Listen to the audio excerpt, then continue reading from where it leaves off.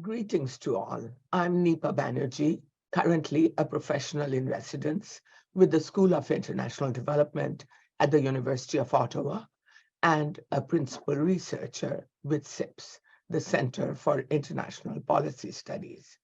On behalf of the Universities of York and Ottawa and their research center, which jointly sponsored this event, I welcome you to today's session, reflecting on the prospects of a regional focus promoting Afghanistan's stability. Scholars and experts have argued that regional cooperation addressing the current geopolitical situation in Afghanistan and the resulting crisis demands a regional response.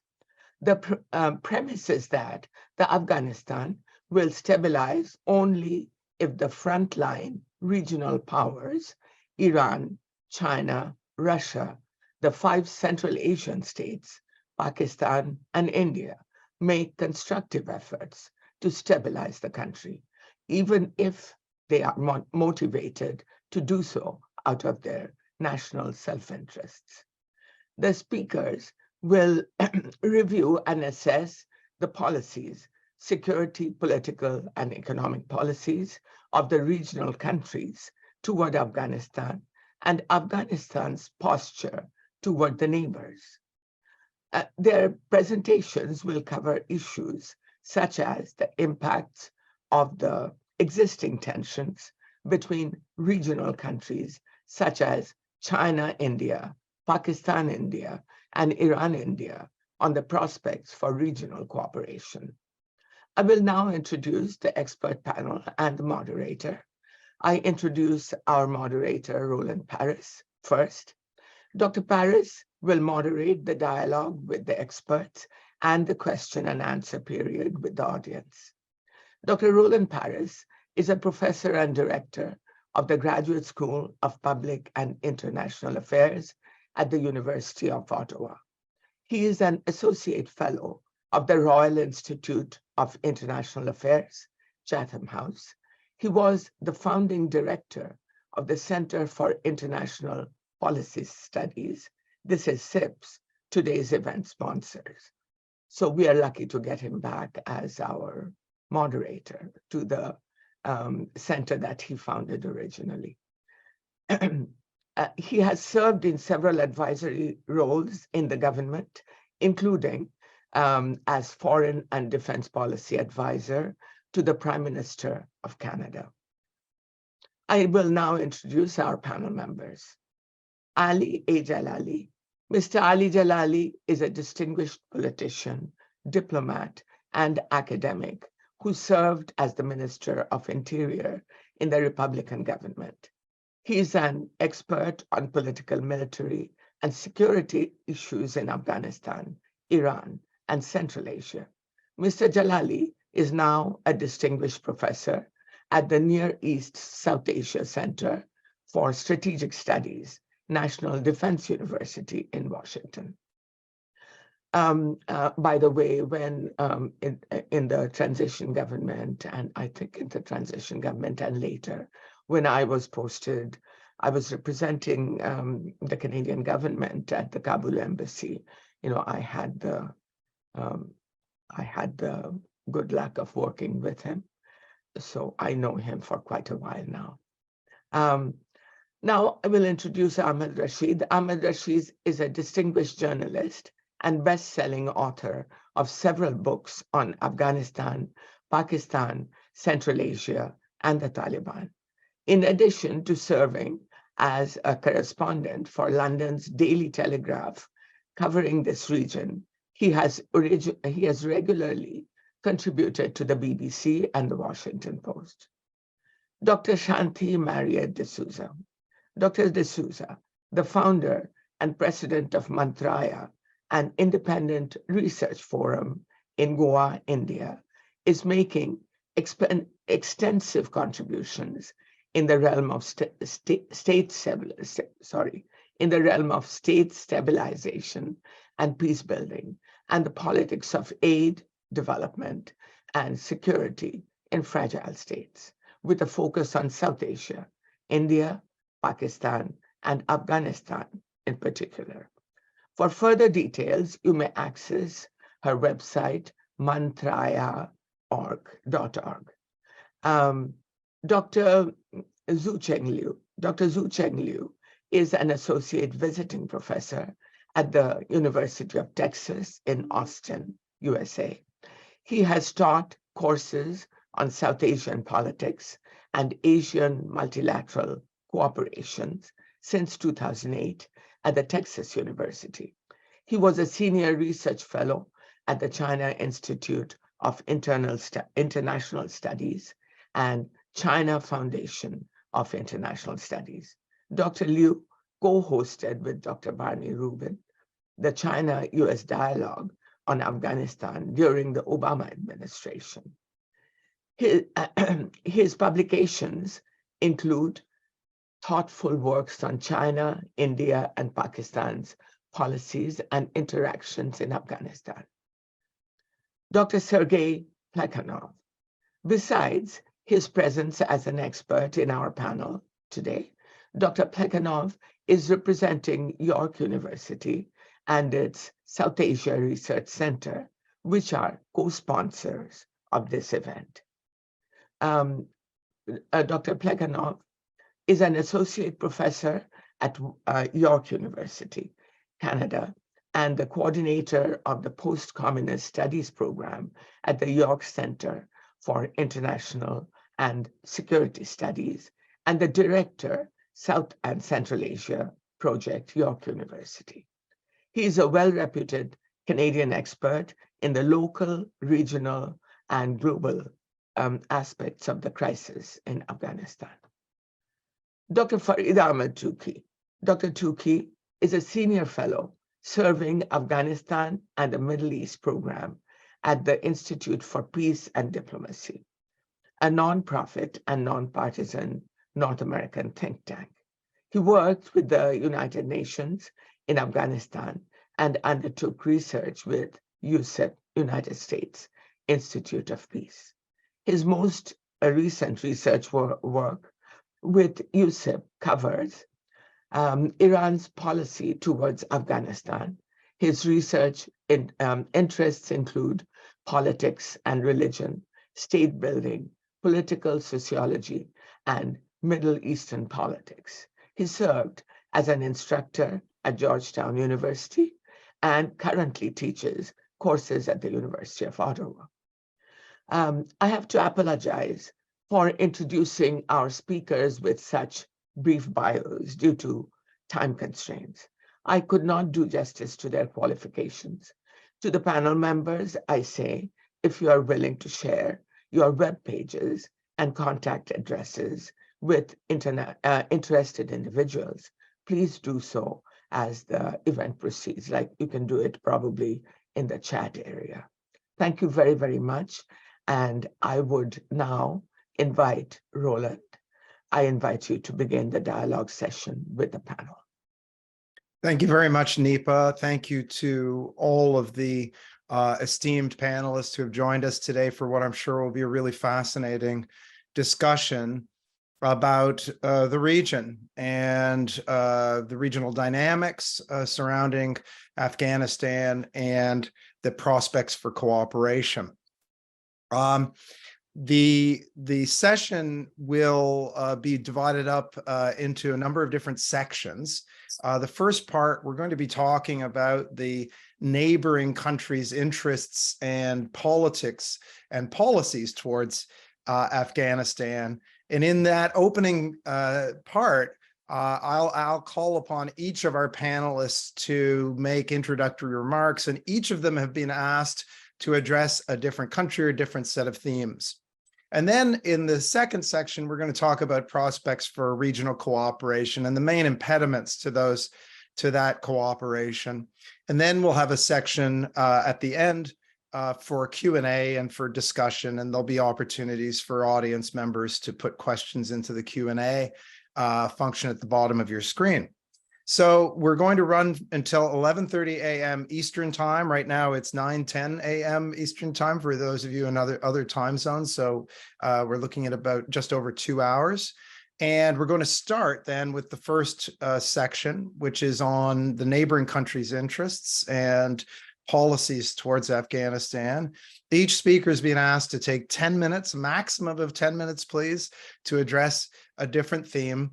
And we're going to start with Ali Jalali, who's going to offer the Afghan perspective on the region. Mr. Jalali, over to you, please.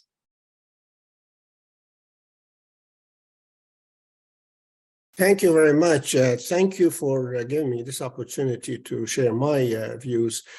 And I'm pleased to share this panel with so many old friends. And well, talking about Afghanistan, there's so much to talk about. However, I will try to give an overview of situation inside and how Kabul looks outward to the regional powers and regional actors. First of all, Afghanistan under the Taliban rule seems relatively peaceful, but not stable. The country is internationally isolated, economically in crisis, and socio-politically divided. The situation is reminiscent of the Taliban brutal rule in the late 1990s, but in a changed context. We can discuss this context, but when we have time. But before all else, the cleric regime in Afghanistan is ideologically driven. No disagreement is tolerated. As dissent, which would mean rejecting the entire notion of the religious polity in the status of its supreme leader, the Amir al-Mu'mineen, who gets legitimacy from God, not the citizens. The citizens are duty-bound to make allegiance to the Amir. The Taliban have not established a new administration system, but mostly populated the infrastructures of the former government institutions now run by the mullahs. No institutionalized legal framework or environment for sustainable economy and investment are created. The hierarchy, the chain of command, the decision-making system is inconsistent, with power seems to shift accumulatively from Kabul to Kandahar, the seat of the hardline supreme leader, Hibatullah Akhundzada, who preserves both spiritual and temporal authority. Now, domestic and international efforts, including United Nations and OIC, Organization for Islamic Conference, to sway the Taliban on more inclusivity and respect of women's rights that are widely respected in the Islamic world, have failed to produce results.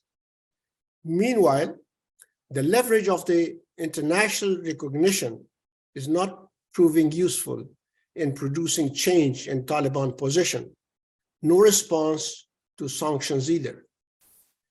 Security-wise, the government is in control of all country, but the calm is being punctuated by isolated incidents of violence caused by terrorist attacks, criminality, and revenge killings.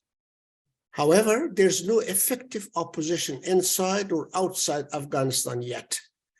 Certain armed opposition and unarmed political voices that exist are fragmented and some discredited. Although all Afghans yearn for some form of stability and an end to violence, the situation can change if the harsh treatment of the people by Taliban continues. Now, despite the rifts within the Taliban factions that usually you hear in the news, the unity has maintained, and the split has not yet caused the movement to fracture. There is tension over distribution of power in government posts to functions in certain tribes.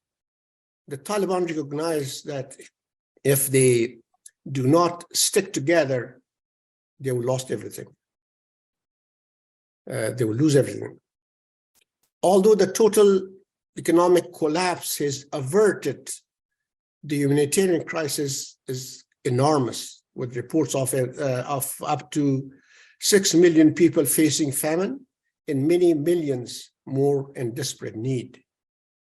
The UN Emergency Aid Program imposed dollar cashes to help the starving population and stabilize the national currency, which has been very stable in comparison to the neighboring countries. Now, this is what we see on the ground. But how has the relations with the region and how Taliban look outward? While no country has recognized the Taliban government, Kabul is increasingly look outward to build a positive image and sees international recognition as an entitlement. They claim that they have control of the country, so they have to be recognized. Publicly, the Taliban government claims it is in control of the country, honors the Doha Agreement. It would not allow violent extremist groups to attack other nations from the Afghan territory. Meanwhile, the frontline nations, Afghanistan near and regional neighbors, show more urgency in engaging the Taliban than other international stakeholders. The presence of regional terrorist groups in Afghanistan that may target neighboring countries, plus regional trade and economic ties are behind such urgency. About a dozen countries, including 5 Afghanistan neighbors, have accepted Taliban diplomats in Afghanistan embassies in their countries. Taliban always cite this as a de facto recognition of their regime. The key concern of regional powers, however, and the international community in general, is whether the Taliban emirate has the will and capacity to prevent the regional and global jihadi elements from threatening regional and other countries. All depends on the return of stability to Afghanistan. The consensus is that the return of peace and stability to Afghanistan depends first and foremost on domestic policies of the Taliban to embrace inclusivity in power, moderate their gender policies, and win the trust of the Afghan people. Such a change is seen as a prerequisite for holding normal relations with the Taliban and continuing or containing the violent extremist groups. The ISIS Khorasan, Daesh, the most violent terrorist organization, is believed to have become more active, while the Taliban repressive policies can potentially drive opportunists to their ranks. However, the ISIS is currently seen not a major threat to Taliban rule, but this can change. The US Central Command recently warned that in 6 months, the Daesh will be able to attack Western targets outside Afghanistan. There are also concerns that the many unemployed young men will join Daesh or other extremist groups, which, according to UN or a UN report, numbers at least 23. Further, the deep-rooted ties between certain factions of the Taliban with other terrorist groups, Al-Qaeda, TPP, ETIM, Ansarullah, IMU, the Lashkar-e-Taiba, and others, provide them increased freedom to use Afghanistan for logistics, recruitment, planning, and reducing their dependence on Pakistan and other countries. And finally, the increasing permissive and uncertain environment with significant pool of unemployed armed labor and abundance of weapons may lead to the emergence of new operational partnership between non-state armed groups. Among the Afghanistan neighbors, Pakistan and Tajikistan feel more threatened by the presence of violent extremist groups in Afghanistan. Pakistan has experienced an increased terrorist attacks by the TPP since the Taliban took power in Afghanistan. Tajikistan has raised alarm over the presence of Tajik and other terrorist groups along the Afghan-Tajik borders. The presence of anti-Taliban and National Resistance Front in Tajikistan adds to the tension between Kabul and Dushanbe. Surprisingly, the relation with Iran with Kabul is more significantly, good, but there are reasons for it that I have discussed it in my article in the Middle East Journal last year. Thank you very much. I will stop here. I think I have within the limit of my time, and turn over the camera back to the moderator. Thank you. Thank you very much, and thank you for providing that overview and also touching on some of the neighboring and regional countries. And we're going to take the opportunity now to do a deeper dive into some of those relationships. And I'm going to ask now Ahmed Rashid to talk about Afghanistan, the Taliban, and Pakistan. I just want to initially start off by just pointing out some very important factors that exist between Afghanistan and Pakistan. The first thing is that ever since the British days, both the Pashtun population, which was predominantly in Afghanistan, is now equally divided, or if not a little bit more, in Pakistan. So the Pashtuns are divided between these two countries. And there has been, as a result, Pashtun nationalism expressed, the joining of the two populations of Pashtuns and setting up a Pashtun state. And that is something which Afghan nationalists and even Pakistani nationalists have expressed a desire to do. But certainly the Pakistani army, the state, is very apprehensive about any such thing, and any opportunity they have to squash Pashtun nationalism, whether it be in Afghanistan or in Pakistan, is taken. The second common factor, which is very important, is the cross-border traffic that exists in every realm, food, goods, weddings. Many of the Pashtun tribes are divided between Afghanistan and Pakistan. And as a result of this, we had a flow of something like 3 million Afghan refugees pouring into Pakistan after the Soviet invasion of Afghanistan in 1979. And this resulted in the growth of a very strong Pashtun population in the country, and obviously affected the later growth of the Taliban. The third factor for Pakistan is that Pakistan is adamant that it should alone be the one interlocutor between Afghanistan and the outside world. The neighboring states should be relegated to secondary positions, whether that be Iran or Russia or China, and Pakistan should have a predominant role. This particular thing is very much disliked, as you can imagine, by the Afghans, who want their own foreign policy and don't want to be dictated to by anyone else. The fourth factor is the role of India. Pakistan attributes much of its interference in Afghanistan as a way to keep India out of Afghanistan.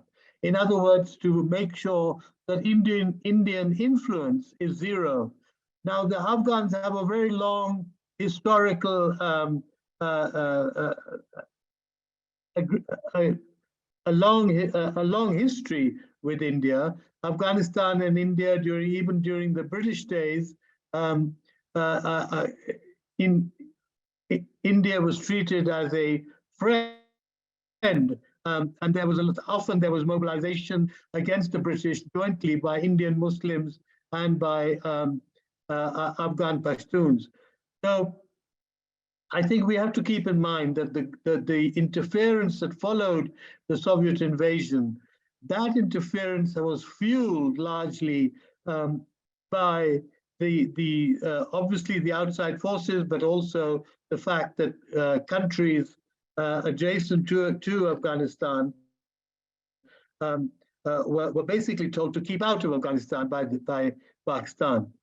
Now, if you come, touching on what happened, the Soviet war, the war with the Soviet Union, saw first of all the elevation of many ethnic groups who had links in the former Soviet Central Asia, Tajiks, Uzbeks, Hazaras, Arabs, and others.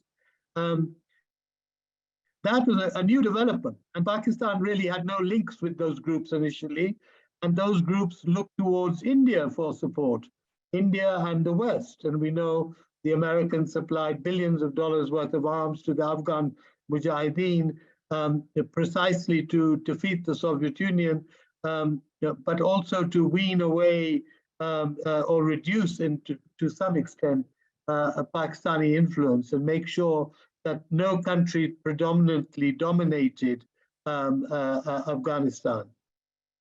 Now, the growth of the Taliban essentially emerged from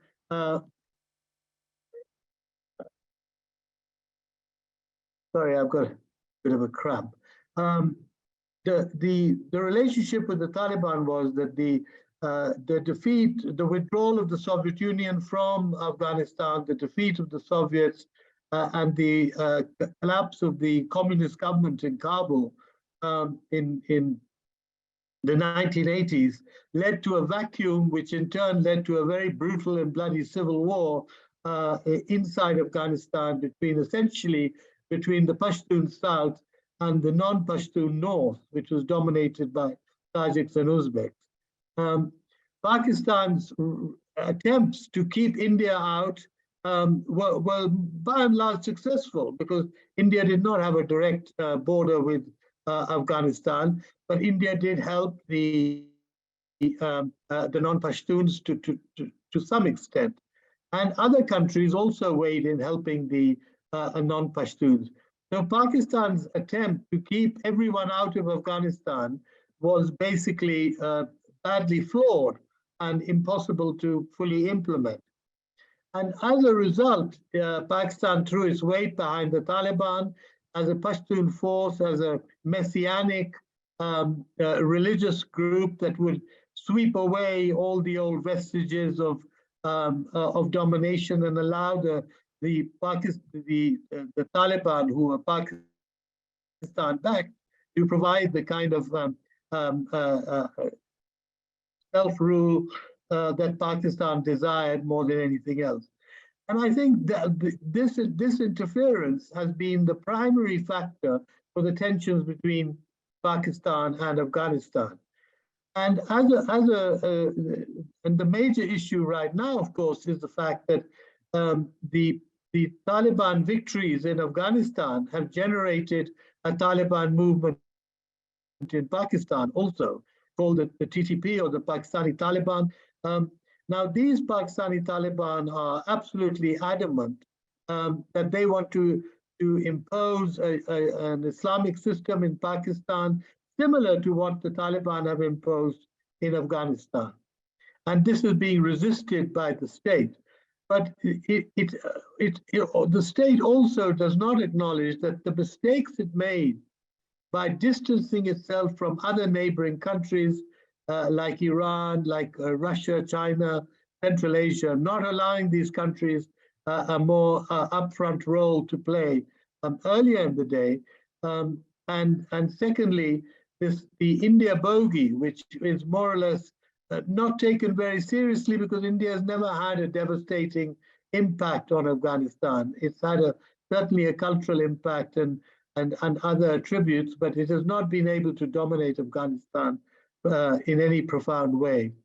So what we have is the interference by all the neighboring states in a bid to keep Afghanistan under their respective control, and also to make sure that Pakistan does not develop a monopoly over influence in Afghanistan. Pakistan's aim, on the other hand, is exactly the opposite. The desire to impose an influence in Afghanistan which should go unquestioned by the Afghan population and also by the neighboring states. I'll end here. This is a very complicated situation, and I hope I've done some justice to it. Thank you very much for that overview, and indeed complicated, and we'll have a chance to unpack many of the points that you've made. Before turning to the next panelist, I'd invite all of the participants here, all of the panelists, to make notes on what the other panelists are saying, because there'll be opportunities coming up for you to exchange and to offer different perspectives, perhaps, than what you're hearing from the other panelists, and we very much look forward to that exchange. So we've heard from Ahmed Rashid somewhat about, or in a brief period, his opening remarks about the Pakistani position in relation to other countries in the region. We're going to turn now to Shanti D'Souza to talk about India. Thank you for this opportunity, for having this very useful and forward-looking seminar on Afghanistan at a time when everyone seems to have forgotten Afghanistan. And it's rightful to talk about the regional powers and the neighboring countries which are playing a role in Afghanistan at this point of time. I'm looking at India's interests and concerns in Afghanistan, and here I'd like to briefly touch upon India's role in Afghanistan in the last 2 decades, from 2001 to 2021. And that's because the agenda was basically set at looking at what were each country's interests. Now, there were 3 parameters which were given to us. One was the security, second is the political, and third is the economic. Now, if you look at the security interest of India, right from the beginning, say from 2001 onwards, and even before, there is a history to. I'm sorry, I can't hear you. Can you speak up a bit louder? Can you hear me now? If you can move a little closer to your microphone, that might help. Is it better now? Yes. Yeah, that's better. Okay, good. So when you look at the security interests India is looking at in Afghanistan from 2001 onwards, it's mostly based on the concerns of terrorism, given that there is a history when during the previous Taliban regime in the late 1990s, there was a connection between the Taliban in terms of providing umbrage to anti-India terror groups in Afghanistan, predominantly the Lashkar-e-Taiba and the Jaish-e-Mohammed, and also the history of the IC-814 plane hijacking in December 1999, wherein a plane which was hijacked from Kathmandu ended up in Kandahar and brought the then government on knees for a hostage terrorist swap situation. So these are the memories of the Indian policymaker when they look at the security interest in Afghanistan. And when you look at the thinking which went behind India's role in the last 2 decades, I'm covering just this period in the interest of time between 2001 and 21, is the fact that this was a space available where India could step in to protect its security interests. And this was driven by the realist thinking, wherein there was an idea of using aid to help the Afghan security forces enable themselves and in a way protect India's interests, especially given the fact that Indian consulates and embassies were periodically attacked in Afghanistan from 2008 onwards, and this continued. So there was a serious security situation wherein anti-India terror groups and Taliban and the Haqqani network had targeted India's interest. So the concern was just not about the predominance of Pakistan influence, but also about the security concern.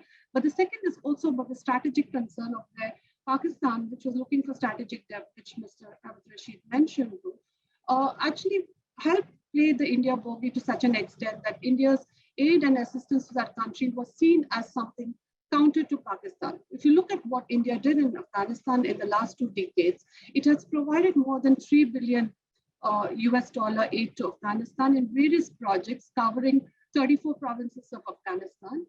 There are about 500 projects. It was the 5th largest bilateral donor, and it had considerable influence in Afghanistan in terms of the goodwill. So there was this idea of using soft power approach and development assistance to garner that kind of goodwill among the Afghan populace across all ethnicities. And that worked for India's advantage.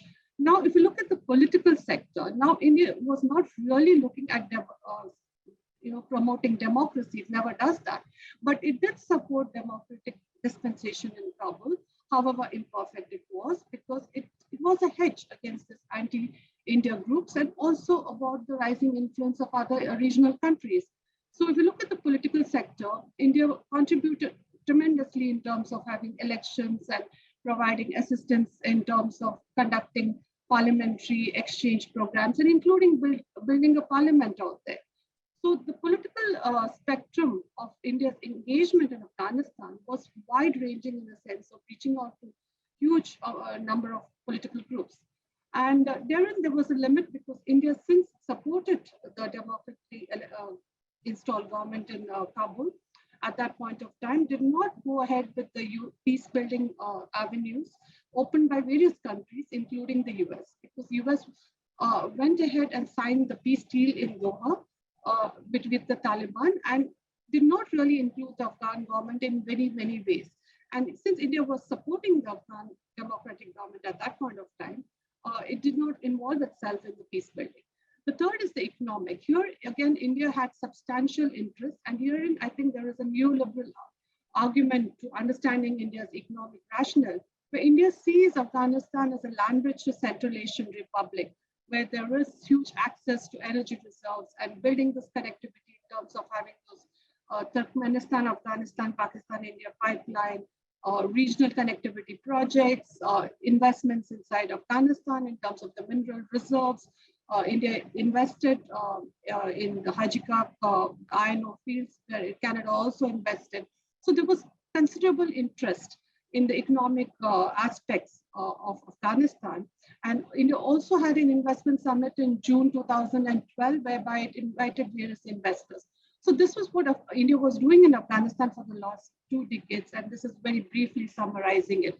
But what is important is that India signed an agreement of strategic partnership agreement in Afghanistan in 2011. It was one of the first strategic agreements signed between India with any country in the neighborhood. And likewise, for Afghanistan, it was one of the first even ahead of the US. And therefore, there was this kind of mechanism where there was a kind of understanding that India would be helping Afghanistan in times of need. And that became the basis of what happened after August 2021, when Taliban captured power. Now, this was a serious dilemma for India because all the goodwill, all the projects, all the investments in Afghanistan had gone amok, and there was nothing much India could do at that point of time. So it was a strategic stalemate. It was a strategic security black hole for India. It became more of a security problem rather than a foreign policy problem. Now, if you look at the challenges which India faced in New Afghanistan, that is under the Taliban regime, it went, again, I would mention 4. One is it was a concern of Afghanistan once again becoming a safe haven for terrorism. As I mentioned, the history of the anti-India terror groups and the transnational groups like Al-Qaeda and ISKP and all of them existing there. The strategic concern actually amounted to the surge of Pakistani and Chinese influence, whereby India was very concerned with what was happening with the Chinese making forays into Afghanistan. And likewise, Pakistan did have an upper hand in the situation, given the fact that they did have the connection with the Taliban. The third concern was a breakout of the civil war theater and a failed state scenario where there would be complete collapse of the system, and thereby there would be a conflict spillover. And this was a scenario India was not really looking forward to, and was looking at avenues to kind of prevent and avert them if there were means. And the last was a re-emergence of a narco-terrorist trade. And this concern is pushed by the fact that drugs from Afghanistan had started flowing from Afghanistan into the Indian state of Gujarat, and huge cash got out in the Gujarat coast. And this was again a concern for the security reasons. So these were the basic primary concerns. But what did India do in terms of the situation as it was evolving? Did it go unilaterally? It was actually caught between the devil and the deep blue sea, but then it did try to carry out its traditional wait and watch policy and see how things are playing out in Afghanistan. But then the space was very limited because the fact that the Taliban had captured power and there was no real opposition on the ground, and even to get together an opposition was not really feasible, though there are some semblance of the National Resistance Front coming up, but that really didn't quantify much in terms of what the Taliban regime meant because they had captured power. So what did India do? India went first with the UN-led humanitarian response. It took up the issues at UN at various forums. Unilaterally, it tried sending medicines, life-saving medicines through the World Health Organizations. It sent wheat when there was when Paktika province was hit by earthquake through the World Food Program. So it used various multilateral forums and mechanisms to deliver aid because it didn't want to discontinue the aid to the Afghan people as mentioned in the agreement on strategic partnership. The second was, it was also pushing for an inclusive government because what the peace deal the US had signed with the Taliban did actually provide the scope for an inclusive government, which should have been the most important scenario and important development on the ground. And thereby you had a scenario where India was looking at various options of looking at inclusion and how to bring about that inclusive government. The third was the counterterrorism measures of, what would India do? Again, it went through the UN forum. The concerns of Al-Qaeda in Indian subcontinent, ISKP, the Lashkar-e-Toiba, the Jaish-e-Mohammed, the full concoction of them. So UNSC 1267 resolutions and other mechanisms were something India could fall back on. Now, beyond that, India also looked at evolving regional approach because by the time of August 2021, India was left alone among the regional matrix of powers. There was a whole combination and the traditional allies like Russia and Iran were not with India at that point of time. And so India was a sole actor looking out to frame a regional approach and thereby it approached the Central Asian republics. And thereby there were various meetings, there were at least 3 meetings. First was with the National Security Advisors meet in November 2021, then followed by the Foreign Ministers meet in December 2021, then the Prime Minister's online virtual summit on with the Central Asian republics, again, which led to the formation of a joint working group on Afghanistan. So India did reach out to the Central Asian republics. And during this meet, China and Pakistan, especially during the National Security Advisors meet in November 2021, declined to participate in this. So thereby it shows the limits of how much you can have in terms of a regional approach. And the last is this whole dilemma of how do you actually engage or recognize the Taliban, given the fact that on 23rd June 2022, India reopened its diplomatic mission in Kabul and sent a technical team to provide humanitarian assistance and coordinate its humanitarian activities. It also meant that India is testing the waters of actually being on the ground and seeing what it can do with the Taliban and how far it can go. Because on principal grounds, India would not recognize the Taliban, but a certain level of engagement is essential for the country to maintain its interests, particularly when its security and economic interests are at stake. So this is broadly what India is doing, and these are the few metrics and parameters I've laid out. Maybe we can have a better discussion in the Q&A. I don't want to exceed my time, but I like to stick to it. Thank you. Thank you very much. And thank you for covering so much ground in such a short time. And indeed, we do look forward to digging into some of these issues. Just on a technical point, we were able to hear you after you got close to your microphone, but it was still, the quality of the audio was still a little bit low. So in your future interventions, if you could just think about really speaking slowly, clearly, and as close to your microphone as possible, that would be great. But thank you very much for those interesting remarks. We'll turn next to Zuchen Liu. Mr. Liu, I hope you're there. If you can turn on your camera, I'll hand it over to you to talk about China in this regional mix. There you are. Welcome. Okay. Good morning, everyone. And at first, that I should thank all of you offer me such an opportunity to share views with all of our distinguished guests here, our panelists here.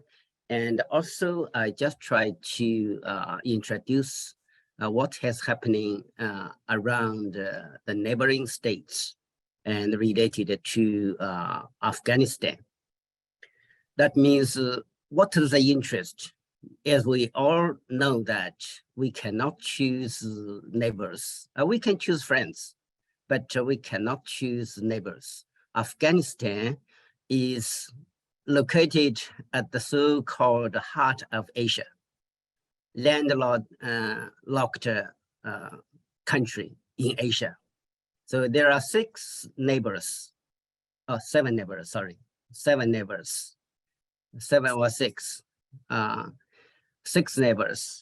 and they directly share the border with Afghanistan. Afghanistan's war or peace, turmoil or stability, poverty or development really have great impacts or huge impacts among surrounding countries. So that's why after United States, I use the word NATO troops left Afghanistan, and the neighboring countries started to work on Afghanistan, how to stabilize the situation in Afghanistan, how to help Afghanistan authorities and the current authorities to create, we can say, governable and workable and acceptable government in Afghanistan, and really leading Afghanistan move to peace, stability, and development. This is the general goal of China. I think we are looking forward to this future of Afghanistan.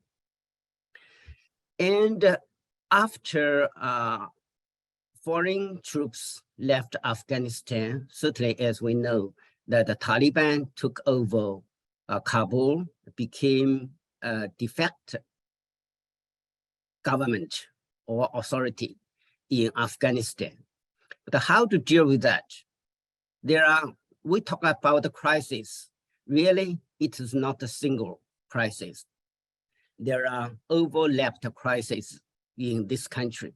The first one, the government at Kabul have not been recognized by international communities, all international organizations, and all the countries in the world except itself.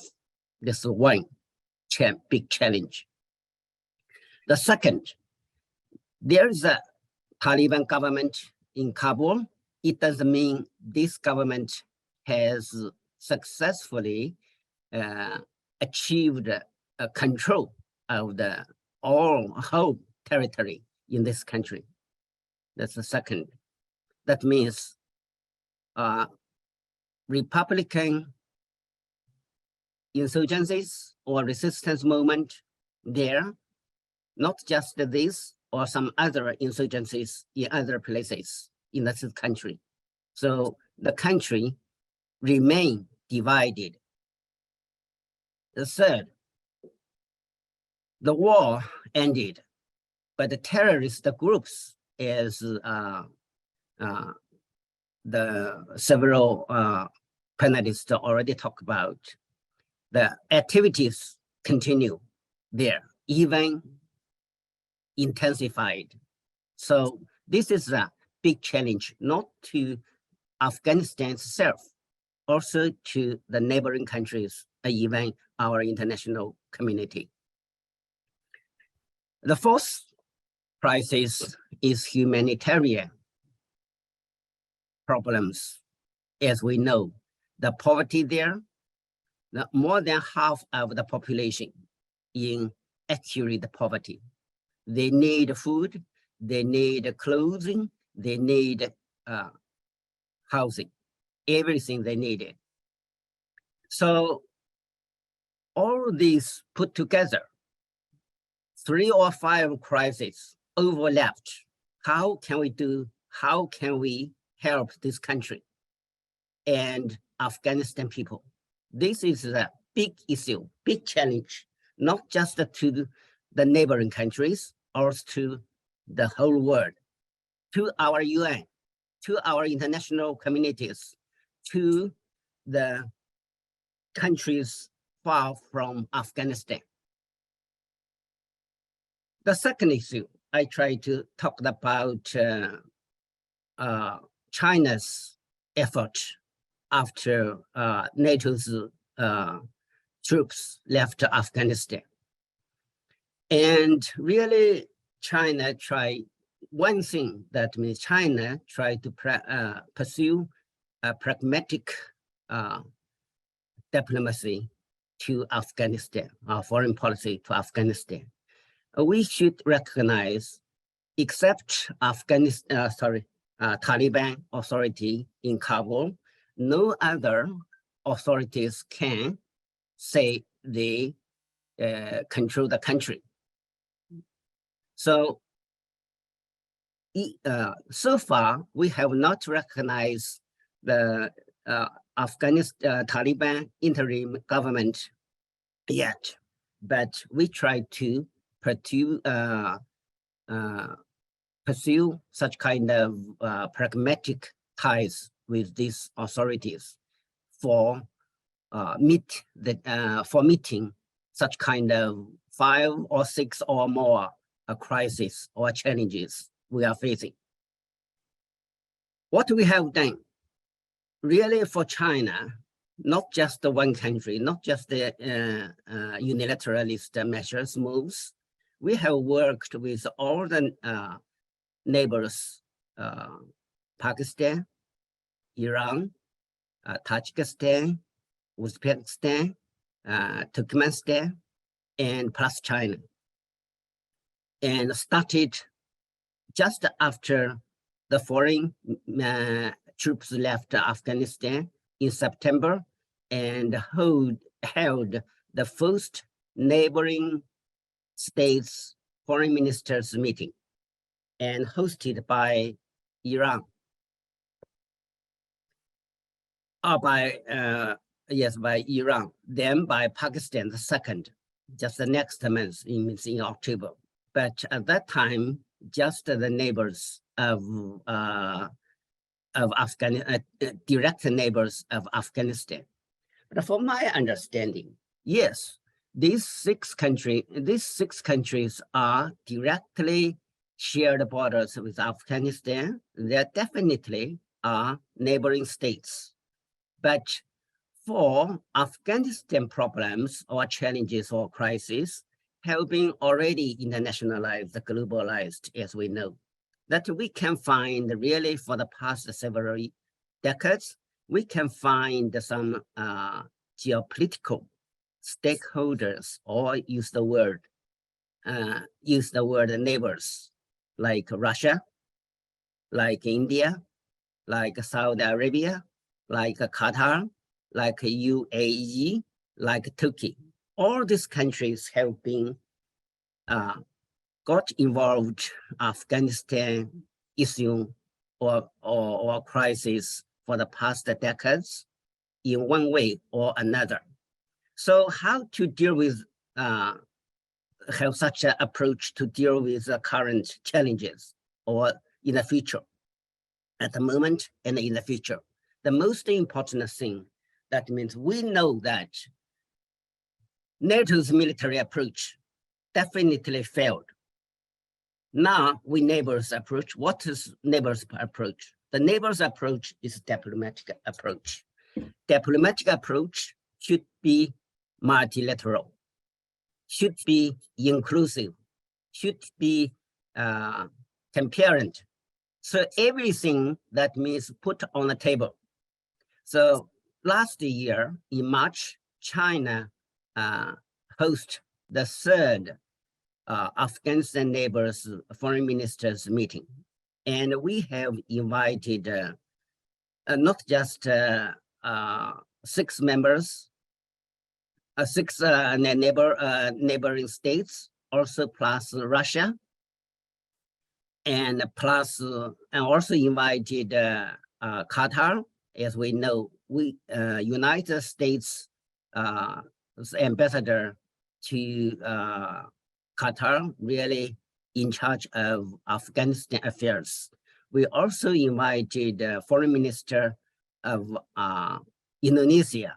Now, maybe we don't know. Really, Indonesia has made great contribution to Afghanistan affairs in the past. This is one thing. That means this foreign ministers' mechanism, dialogue, has been already have institutionalized, and also they create another working, we can say, working mechanism. That means the neighboring countries' envoy or special representative consultative meeting. This meeting already has been institutionalized. This is one. Really, they have several joint statements, and also particularly for the third foreign ministers meeting, and also have two documents. One document is joint statement. I think our specialists already know that, and also have another one, initiative for economic reconstruction and pragmatic cooperation in economic reconstruction for Afghanistan. So all this effort, so far, I think just the starting point, just one step. In the future, I think we should have more countries, more stakeholders to play a constructive role in such a dialogue process. This is the first one. For China, not just the focus on neighbors. Also, we have another two dialogue mechanism. One, China, Russia, United States. This time, for third foreign ministers meeting held in March last year, we have invited the US representative, also attended this meeting. And another mechanism for this one, really, as we know, China, US, Russia, plus who, plus Pakistan, and on Afghanistan affairs, created not today, not after after the Taliban took over the capital, but really established during the war period, and tried to among the major countries try to play some coordinative, constructive role for at that time for Afghanistan affairs. And the third one, we should clear, that means we have established China, Russia, India foreign ministers meeting. This meeting has been institutionalized for many years. Every year we have such a dialogue. Certainly, Afghanistan affairs is part of it, part of this process. For China, try to work all the partners for Afghanistan's peace, stability, and development, and from war and successful transition from the war to peace, from turmoil to stability, from the poverty to development. I'm stopped here. Thank all of you. Thank you very much. There's so much to unpack there. And eventually I want to come back to you and ask you also, what are China's more specific, let's call them narrower interests in Afghanistan above and beyond the peace of the country. But we'll get there, because we still are having our introductory remarks, and we have two more speakers. Let me just say to the audience, we will turn to questions from the audience. If you have questions, please don't hesitate to put them in, click on the Q&A button at the bottom of the screen. You could put your questions in there. Without further ado, now we'll turn to Ahmed Touki to talk about the Iran and Iran's perspective and politics in the region. Thank you, Ahmed. Thank you so much, Dr. Paris. Let me begin by thanking the Center for International Policy Studies, the Asian Studies Network, and the York Center for Asian Research for organizing and hosting this event. I'd also like to express my gratitude to Dr. Nipa Banerjee for her hard work and patience in putting this program together. It's certainly a privilege to be part of such a distinguished panel. I'd like to present my thoughts around four general themes. The first one is really the sort of implications of the fall of the previous government in Afghanistan and the coming to power of the Taliban for Iran. The second one is how Iran has responded to the Taliban's return to power. The third one is what factors account for Iran's response and posture toward the Taliban. And lastly, I would like to talk a little bit about the kind of dilemmas that the Iranian authorities are facing in dealing with the ongoing situation in Afghanistan and in regards to the kind of posture that they have adopted. So with regard to the first one, in terms of the kind of implications that the fall of Kabul to the Taliban has for Iran, we should recall that if we step back a little bit, the 2001 invasion of Afghanistan by the United States and the fall of the Taliban was really had really favorable outcomes for Iran. It had favorable political outcomes, and it also had favorable economic outcomes for Iran. Politically, that the removal of the Taliban, removed one of the hostile group in power in Kabul from power. So it basically had a similar effect to what the invasion of Iraq would have 2 years later in 2003. And then economically, Iran was able to take advantage of the deluge of aid money into Afghanistan and increase its economic influence in Afghanistan and benefit from the aid money.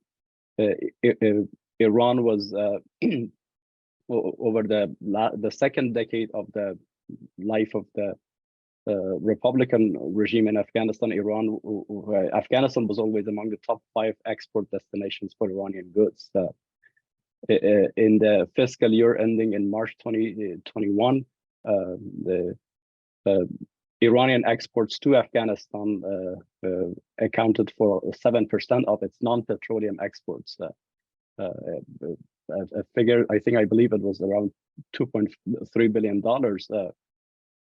which is not an insignificant figure given the state of the economy in Iran and the weight of international U.S. imposed sanctions on the country.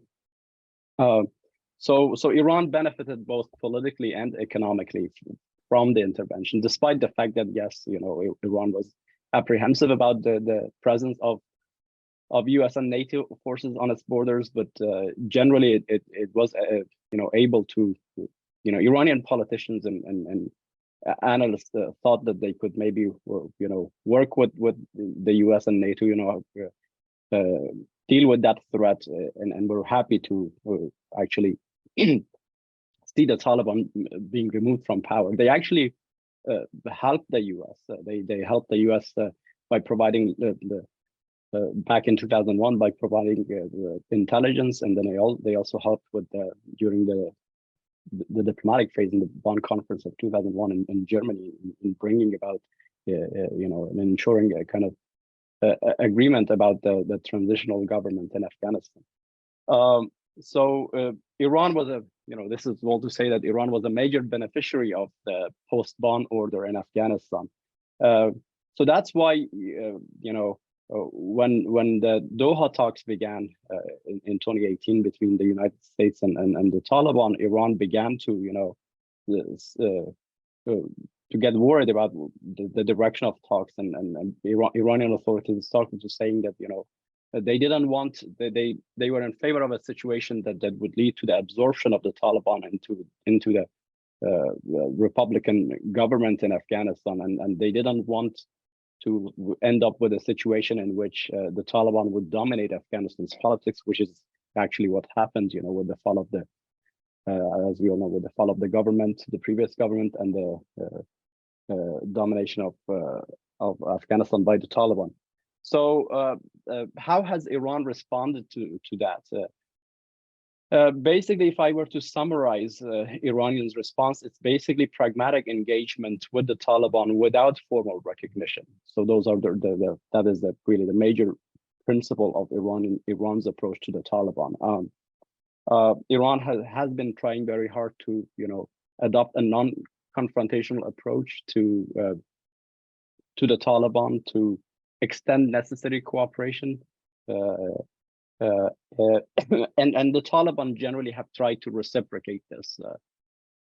So in a way, this is surprising to see this reaction from Iran, because if we look at the past, in the 1990s, Iran was supporting the Northern Alliance. Iran almost went into war back in 1998 in response to the killing of its diplomat in Mazar-e-Sharif. As I said, Iran, helped the United States in a way remove the Taliban. Yes, there were contacts. There began to, Iranians began to have, contacts and give some support to segments of the Taliban beginning in the mid 2000s, around 2005 or afterwards. But generally speaking, as I said, Iranian policy with regard to the Taliban was that they didn't want the Taliban to dominate Afghanistan's politics, which is what happened. So what really accounts for this Iranian posture of not seeking confrontation with the Taliban, trying to work with the Taliban for adopting this pragmatic approach? I think there are the two major reasons for this. The first one is that I think it has to do with Iran's threat perception with regard to Afghanistan. Iranians have come to the conclusion that ISKP sort of poses a bigger threat to them than the Taliban. And given the enmity between the Taliban and the ISKP, they came to the conclusion that it would serve their interests to sort of work with the Taliban against the ISKP. So that's one factor in explaining Iran's posture toward the Taliban. The second one has to do with Iran's notion of strategic depth and how it's defined an interest in Western Asia. Broadly speaking, Iran's strategic focus has been on its western borders and southern borders and toward the Arab Middle East, where it has been trying to contain Iraq, Saudi Arabia, and Israel. So it sort of has treated Afghanistan as a sort of backyard where it doesn't want to, have problems in Afghanistan, threats to its security from the side of Afghanistan. So that this is the second factor that I think explains Iran's approach. Iranian authorities, for example, the Speaker of the Parliament last year, or toward the time when the Taliban came to power, he said that we need to explain to people why our strategic depth, for example, is in Syria and not in Panjshir or Kabul. So that makes it clear, because there are voices within Iran, and especially the reformist politicians and who have been very actually vocally very critical of Iran's approach to the Taliban, and it's what they have defined as courtship of the Taliban, and they think that in the long term this would be harmful to Iran. But as I said, given those factors, the threat of ISKP and the issue of strategic depth, Iranians have decided that they can work with the Taliban. They need to work with the Taliban, and they think that they can, come to an agreement to, work with the Taliban, and actually part of it is the policy of wait and see, and how the Taliban will evolve and what kind of policies they will adopt toward Iran. or if their policies will change. The last point that I would like to touch upon is the kind of dilemmas that Iran is facing in dealing with the situation in Afghanistan. One of the consequences of Iran's current approach to the Taliban might be that it could lead to the consolidation of the Taliban in power, and that's not something that Iran would want in the long term, given the fact that this is a Sunni extremist group with a history of confrontation with Iran. So Iran certainly doesn't want the Taliban to consolidate itself in Afghanistan and to become, down the road become a threat, a major threat to Iran. A second dilemma and a second likely consequence of Iran's current posture toward the Taliban is that its position, especially given the fact that Iran has decided not to support, for example, the NRF or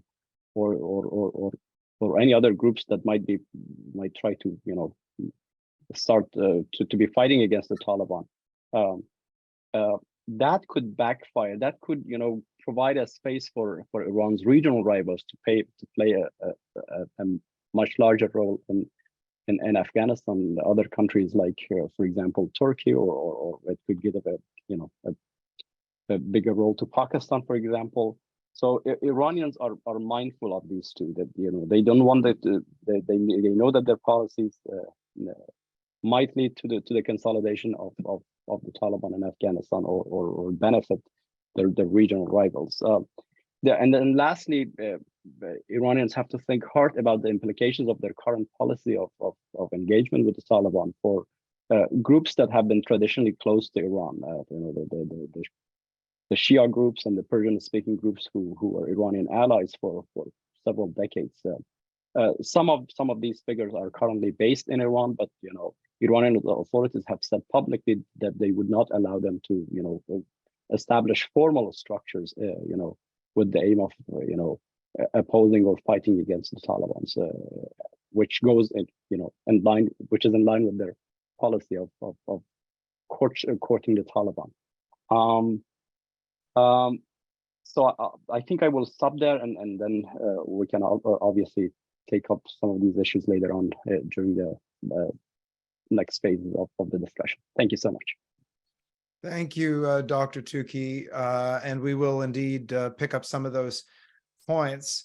We have one more speaker in our introductory remarks, and in the next portion of this event, we're going to be turning to the question of what can the neighbors do to help the stabilization challenge and peace building in Afghanistan. In other words, what are the prospects for regional cooperation to facilitate that? But we have one more scene setting presentation, and it's going to be from Sergei Plekhanov, and he's going to tell us about Russia and the Central Asian states. Over to you, please. Thank you, Dr. Paris. So our tour d'horizon of the neighborhood is now pointing northward. And north of Afghanistan, there are 5 states with a total population of about 80 million people and growing rapidly. The 5 states of Central Asia. 3 of them share borders with Afghanistan: Turkmenistan, Uzbekistan, and Tajikistan. 3 out of 5 Central Asian states are members of the Collective Security Treaty Organization, which makes it possible for them to rely on Russian security guarantees. CSTO is, of course, the organization created on the Russian initiative, and Russia is the most influential member there, the leading power there.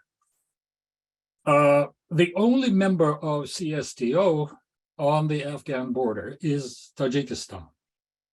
And Tajikistan, of the 3 border states, northern border states, is the most vulnerable Central Asian state to the Afghan crisis. It has greater problems, much greater security problems with regard to crisis of Afghanistan than any other Central Asian state. Of the three border states, Uzbekistan is the most populous and the most influential border state, and it plays an important role with regard to regional efforts focused on Afghanistan. Uzbekistan is also the main gateway connecting Central Asia and South Asia, and regional connectivity plans, which have become popular and attractive in recent decades, have to be centered on Uzbekistan because it is that gateway.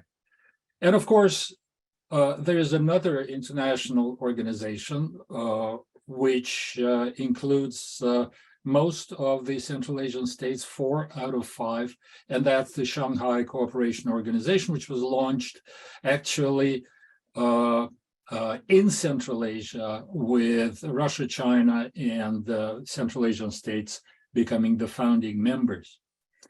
So these 5 Central Asian states have existed as independent states for 30 years. And from day one, they had to deal with the Afghan crisis as a major security problem for them.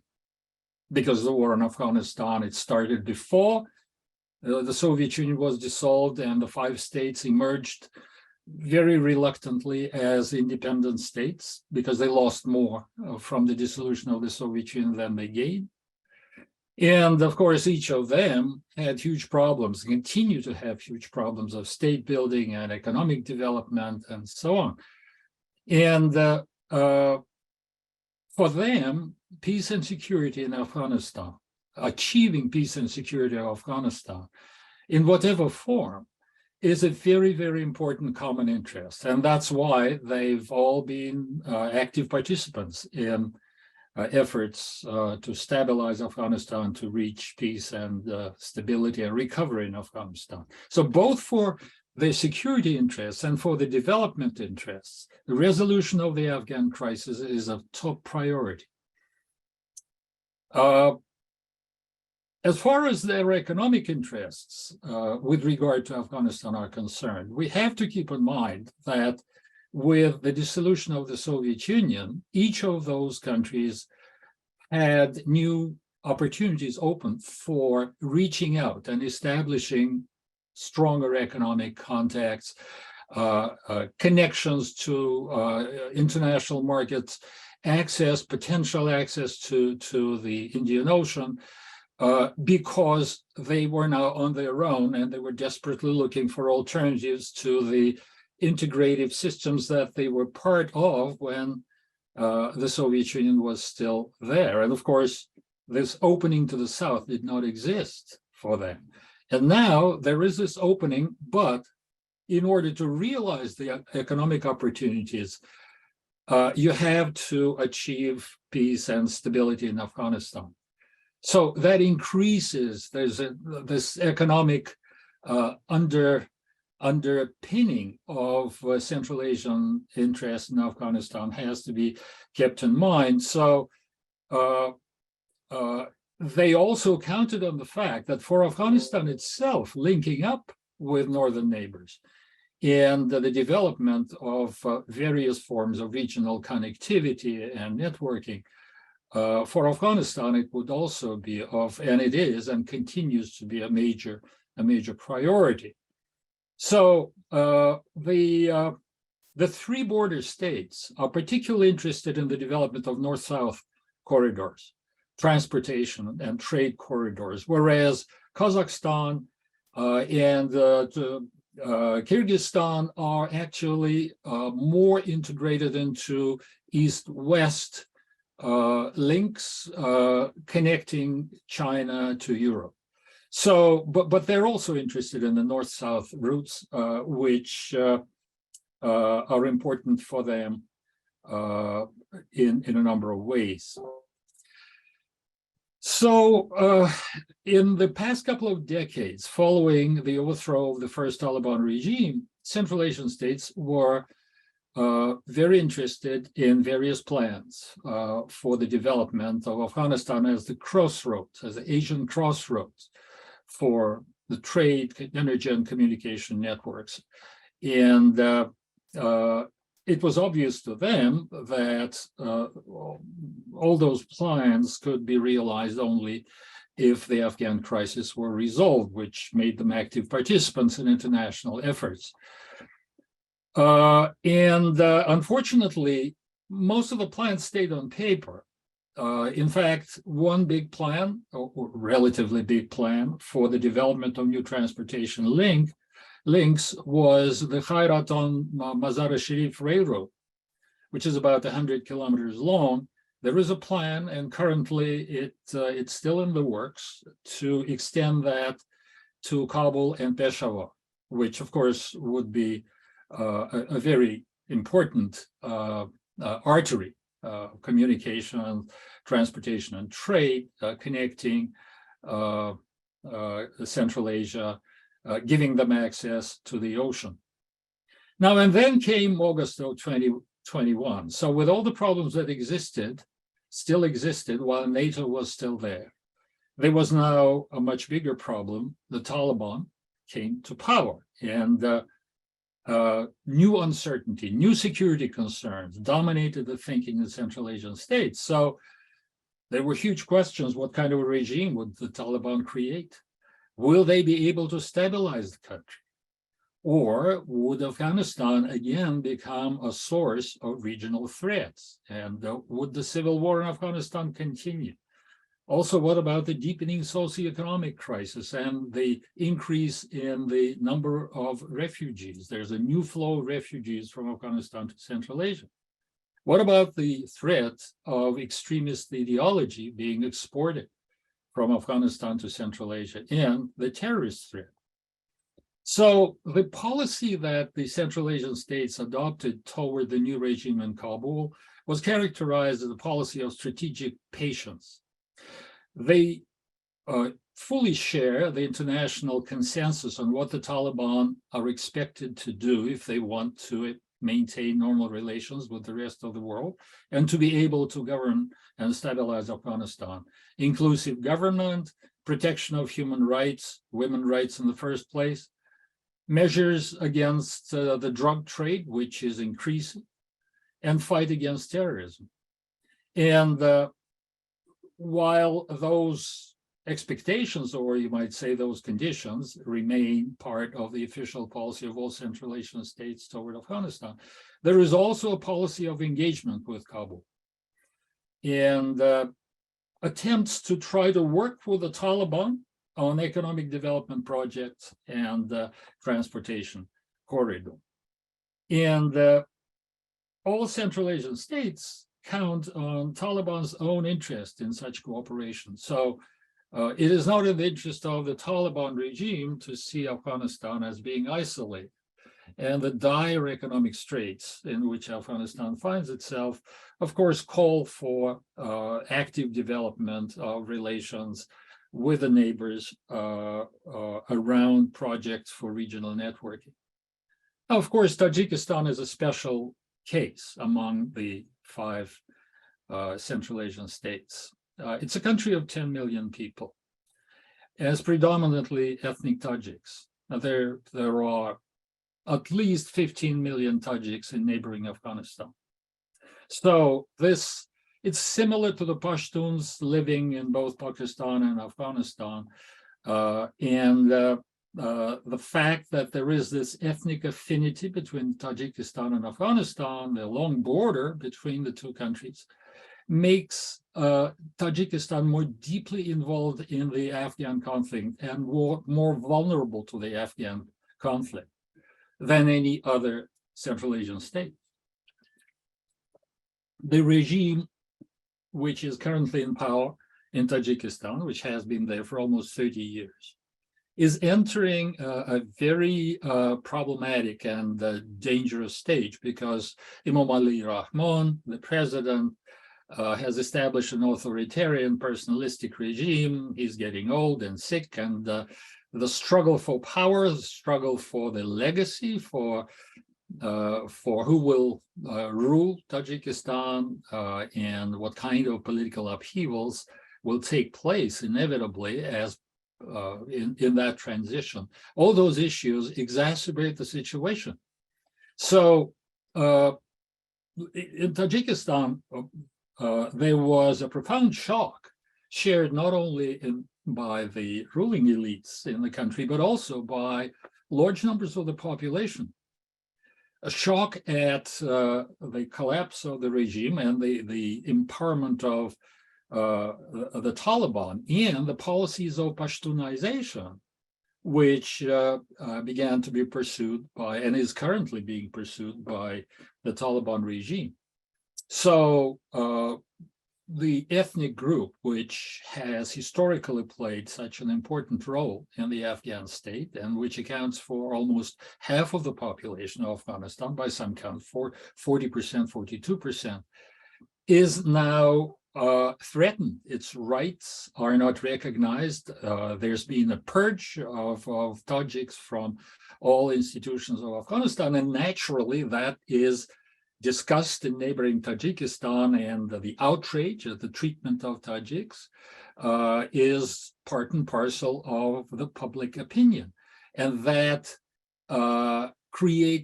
makes the Afghan domestic situation a factor of the internal political situation in neighboring Tajikistan. And of course, the fact that Afghanistan continues to be the territory from which over 20 terrorist groups operate, including Tahrik Taliban Tajikistan, TTT, which operates both in Tajikistan and in Afghanistan, makes Afghanistan a source of direct threat to the security of Tajikistan. And also, while a considerable part of civil society in Tajikistan is very anti-Taliban, there is also a segment, and it's growing, especially among young people, especially in the poorer sections, but also some intellectuals, interest in the Taliban, interest in Deobandi Islam, which is being exported, at least to some degree. There is a fear of its being exported from the Taliban regime to Central Asia and Tajikistan in the first place. So Taliban accuses Tajikistan of meddling. The leadership of at least some leaders of the anti-Taliban resistance in Afghanistan now are in Tajikistan, and the Tajik government is very cautious to avoid provoking Afghanistan, so they do not give any significant help to the Tajik resistance in Afghanistan, but the Taliban are still accusing Tajikistan of meddling, and they threaten they threatened Tajikistan with outright invasion. In August of last year, there was a crisis between the two countries when an important figure in the Taliban regime openly threatened Tajikistan with intervention unless Tajikistan stopped intervening in the domestic affairs of the neighboring country. In that statement, this Taliban spokesman said that, well, we can conquer Tajikistan in a week. If Russia hadn't been there, we would have been able to do so. So the recognition of the security guarantee from Russia and the unwillingness of the Taliban to undermine, to make relations with Russia problematic and hostile is a factor there. So let's now move to Russia, a few words. The posture of Russia toward the Taliban regime is similar to that of most Central Asian states, which is not surprising given the fact that Russia has all those regional ties in Central Asia, and they've been working together on Afghanistan throughout the post-Soviet period. The Russian policy can be characterized as reactive. They also have adopted this policy of strategic patience, the same conditions that are expected, the Taliban are expected to satisfy. At the same time, Russia continues to protect Tajikistan from possible attacks from Afghanistan. Russia cooperates very closely with Uzbekistan, and it continues attempts at economic engagement. with Afghanistan. There's been an agreement on the sale of energy, gasoline, and other items from Russia to Afghanistan, as well as a food aid package, which may relieve the problem, food security problems in Afghanistan. But from initial posture, which was mildly optimistic in Russia's posture toward the Taliban regime, and expectations that at least there would be stability in Afghanistan and that the Taliban could be induced by the collective efforts of the neighbors toward a more moderate, more inclusive kind of a regime, has been giving way to our growing disappointment with the regime of the Taliban and the growing concerns about the prospects. Actually, last summer, the Russian consulate general in Kabul was bombed actually, not it was bombed, and the two diplomats were killed along with 4 Afghans, and the Jaish-e-Khorasan took responsibility for that, and it served as an example of the fact, as a manifestation of the fact that the Taliban were not even able to assure security of diplomatic representatives in the capital, much less to effectively fight against Jaish. It was very interesting that a meeting in Moscow, an international meeting in Moscow, countries which coordinate their policies toward Afghanistan, for the first time did not include a representative of the Taliban regime. So they were talking about the Taliban, they were talking about Afghanistan, and the Taliban were not there. In another sign that Moscow is looking for alternatives to Taliban, there was this meeting 2 days ago in Moscow of between some Russian academics and some diplomats with the representatives of Afghan opposition forces, not the resistance movement in Afghanistan, which is led by Ahmad Shah, but 2 more moderate groups which advocate peaceful transition from the Taliban regime to a more inclusive regime. And those groups are the Afghan National Movement, as well as Movement for Peace and Justice in Afghanistan, where the major figure is, of course, Atmar. The group was headed by Shakir Kargar, who, of course, was the head of presidential administration, both under President Karzai and President Ghani.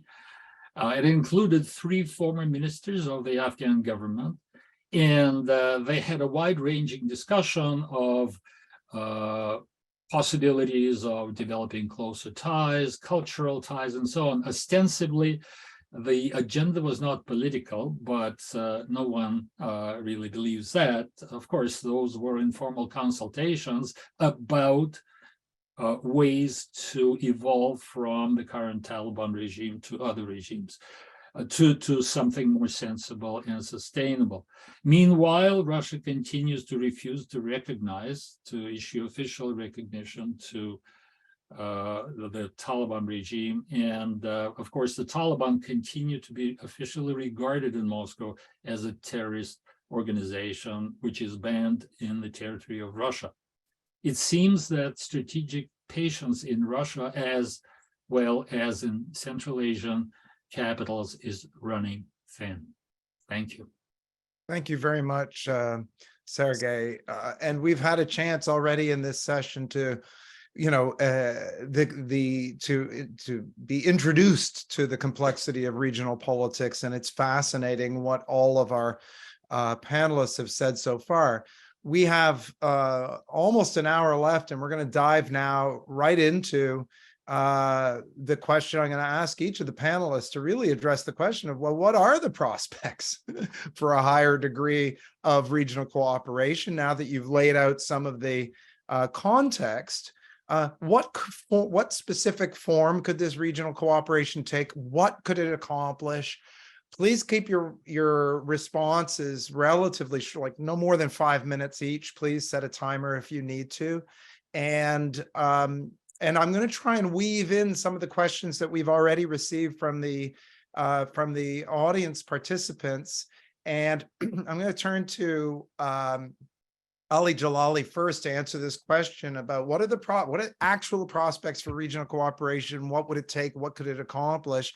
In answering your question, I would love it if you could consider a question that was posed by Seema Samar, whom I'm sure you know, many of you know, where she also asks, what about accountability and justice in all of this? What is the relationship between accountability and justice within Afghanistan and its prospect for sustainable security? So, Mr. Jalali, over to you, please.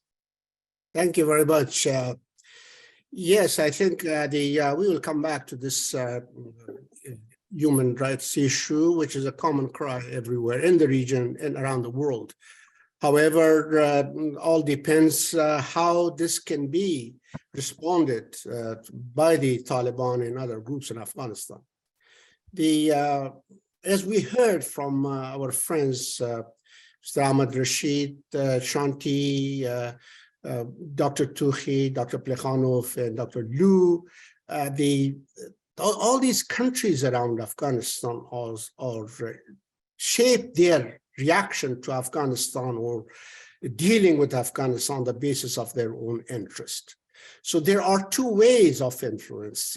How the changes Afghanistan can influence their policies, and how policies of the outside powers, the region and beyond, can affect the changes or can influence changes in Afghanistan. That's all will be the main factors for perspectives in the future. For the time being, the Taliban appear to have a growing sense of confidence. The country is largely peaceful after 40 years of recurring fighting. Their military is not short on equipment and other resources.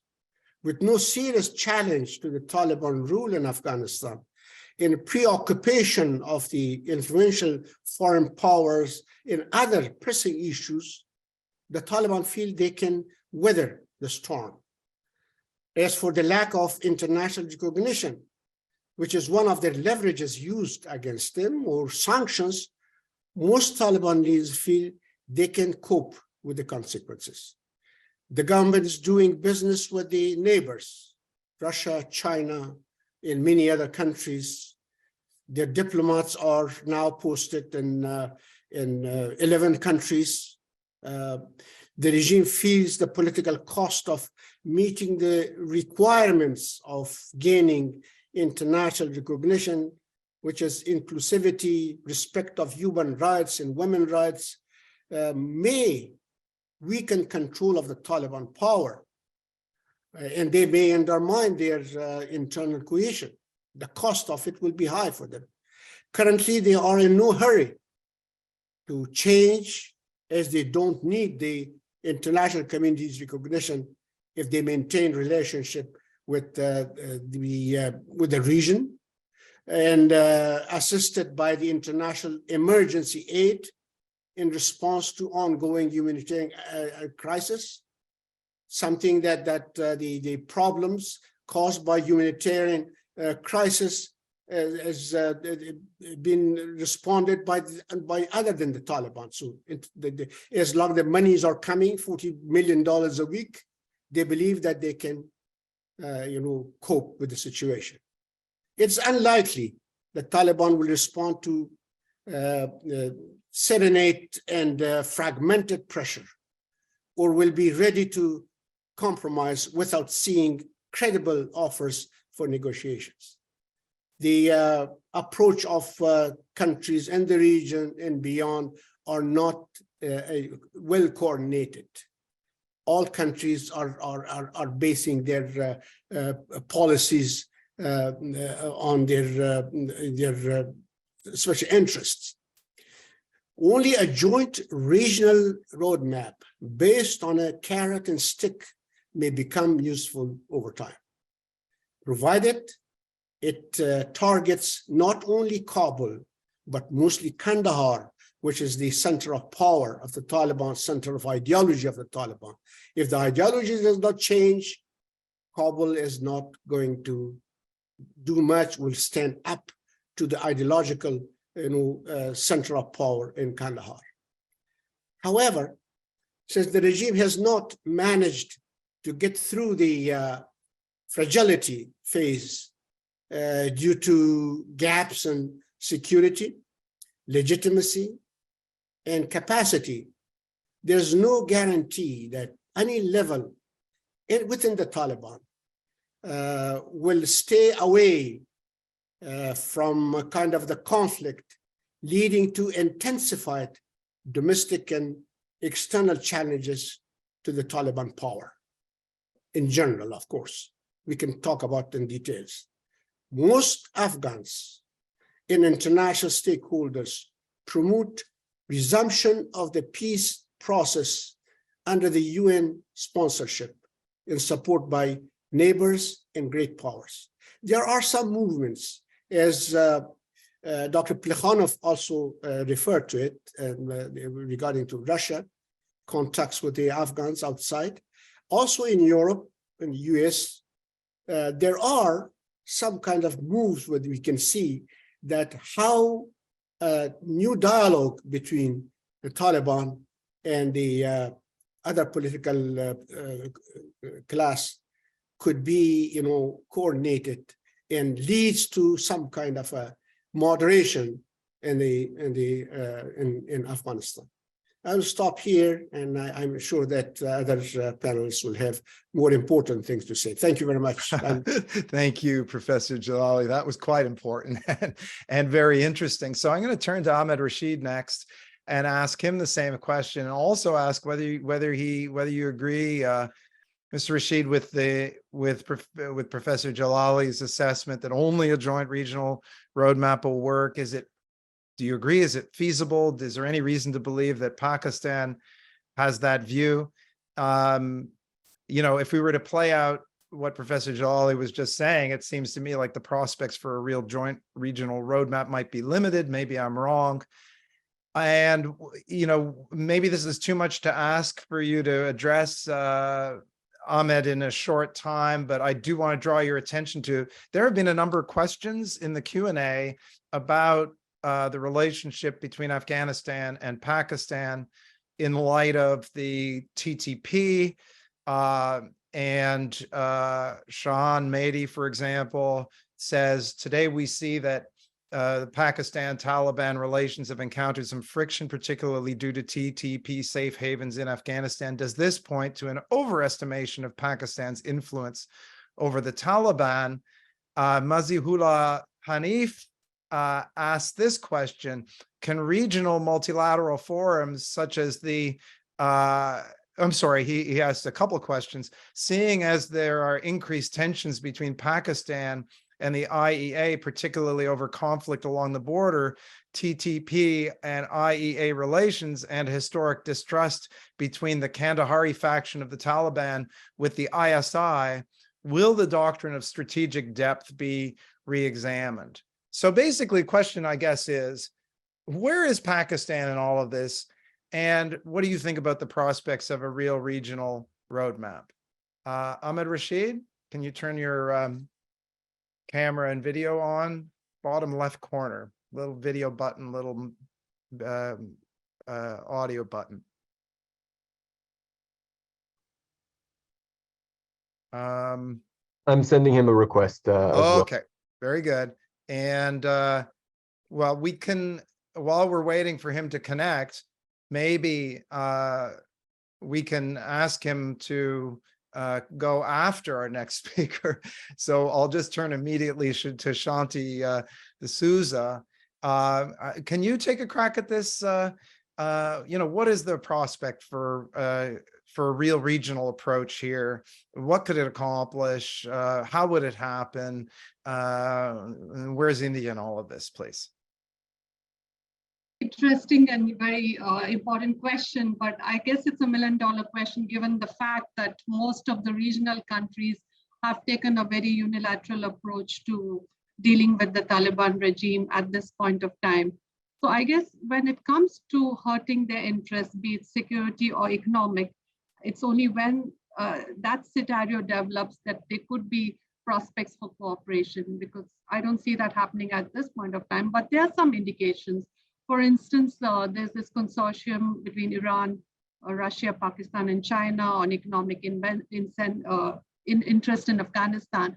So I think there are areas where you can look at alternatives of how do you deal with the Taliban regime, given the fact that Taliban is facing serious competition and rival in the ISKP. It is looking for some kind of security measures wherein it can enhance its capabilities, and China has even gone to the extent of helping them with the drones. But beyond that, I think it's for the regional countries to look at the scenario very carefully, because the competition between these groups will mean greater instability and violence in Afghanistan, and thereby SCO, as someone has just mentioned, could be an important forum. And there is a contact group in Afghanistan, if that could be revived. SCO has a mechanism called RATS, that is the anti-terrorism network, which will be very useful if it can be used in the Afghan context in dealing with security issues. The second and more important aspect is, I think, to look at the economic incentives, which Taliban is very much interested. And herein, I think the idea of using carrot and stick could work, as Professor Jalali mentioned.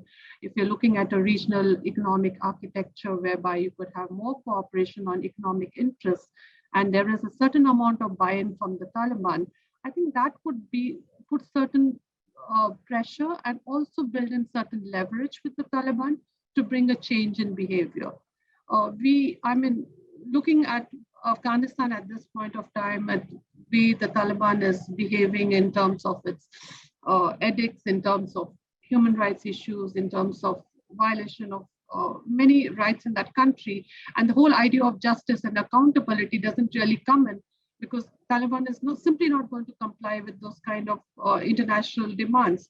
So how do we progress at this point of time? I mean, I think one of the ways is to look at this economic engagement, wherein the Taliban are gradually got into this economic rationale whereby they have to behave in a certain manner, whereby regional countries can put in certain pressure of how do they engage with Taliban for those economic incentives. And one of the projects is Turkmenistan, Afghanistan, Pakistan, India pipeline.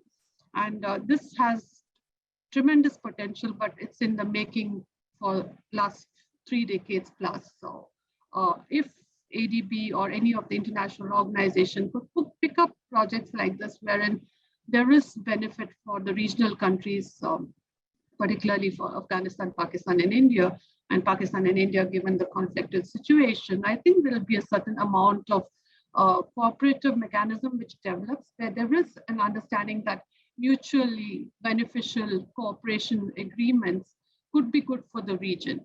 And here, I think India, Pakistan are very important players in terms of building that trust, having that level of trade, having that level of connectivity, and also about helping the people in the region to have their own economic opportunities. So this, I think, could be transformative in its own way if we try to build from an economic perspective and gradually look at building the political and then the state structures around it. And Afghanistan at this point of time really needs assistance, and it has that potential whereby these kind of strategies might help Afghanistan in the long term. And these are just my initial thought. But broadly, I think Afghanistan under the Taliban regime is reaching out to various countries, and this is the time for the regional countries to put out a map together. It could be under the SCO framework, or it could be a new framework, wherein all these countries who are engaged in Afghanistan at different levels come together with a joint plan and have a consensus of how to work on issues which are hurting them and which are hurting Afghanistan. That's broadly my views. Thank you. Thank you very much. And by the way, your microphone was working very well. So we heard every single word. Thank you very much for those perspectives. Maybe I turn to Zuchen Liu to talk about the same question. What are the prospects for real regional cooperation here? You mentioned you might have not mentioned the Shanghai Cooperation Organization. I think Sergei Plenkov mentioned that, but there is a question in the chat specifically about the SCO and the prospects of the SCO to help foster a, quote, inclusive, even democratic government in Afghanistan. Is this matter even on the agenda of regional countries at this point? So feel free to address that question the question about the prospects for regional cooperation. What specific form would it take? What are the prospects of it? What could the impact be? Over to you, please. You're muted.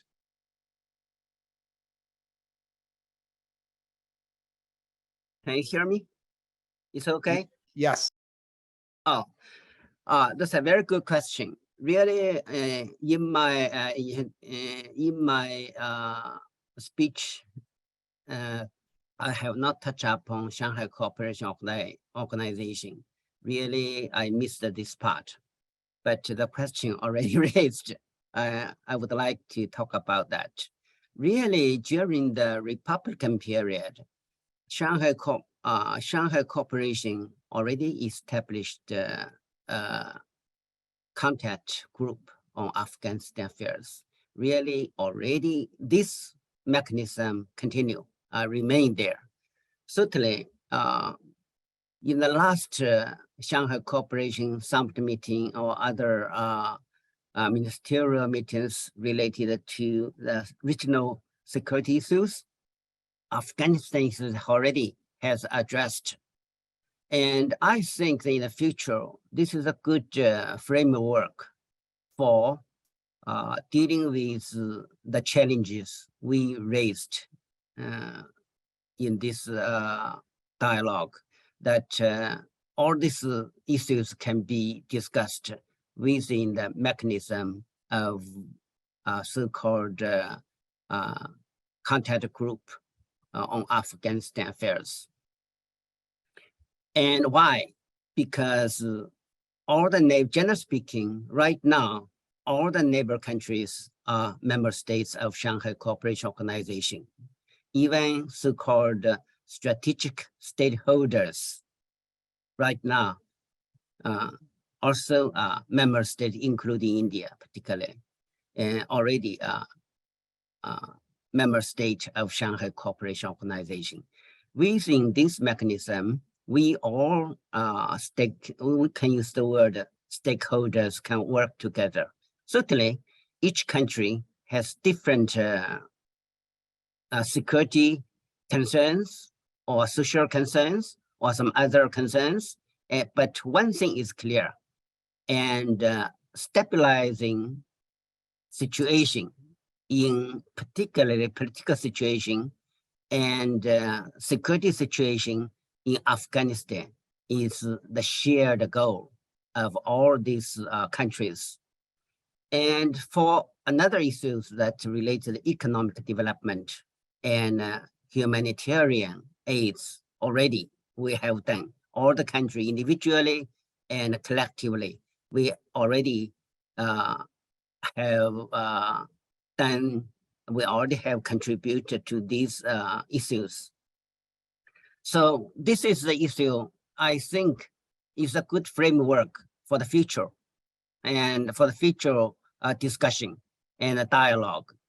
And certainly it doesn't mean other mechanisms are not important, because every mechanism has its own logic, has its own benefits for our general goal in Afghanistan. That means stabilize the situation there and help Afghanistan for economic reconstruction. That's all. Thank you. Thank you very much. We'll turn next to Ahmad Touki.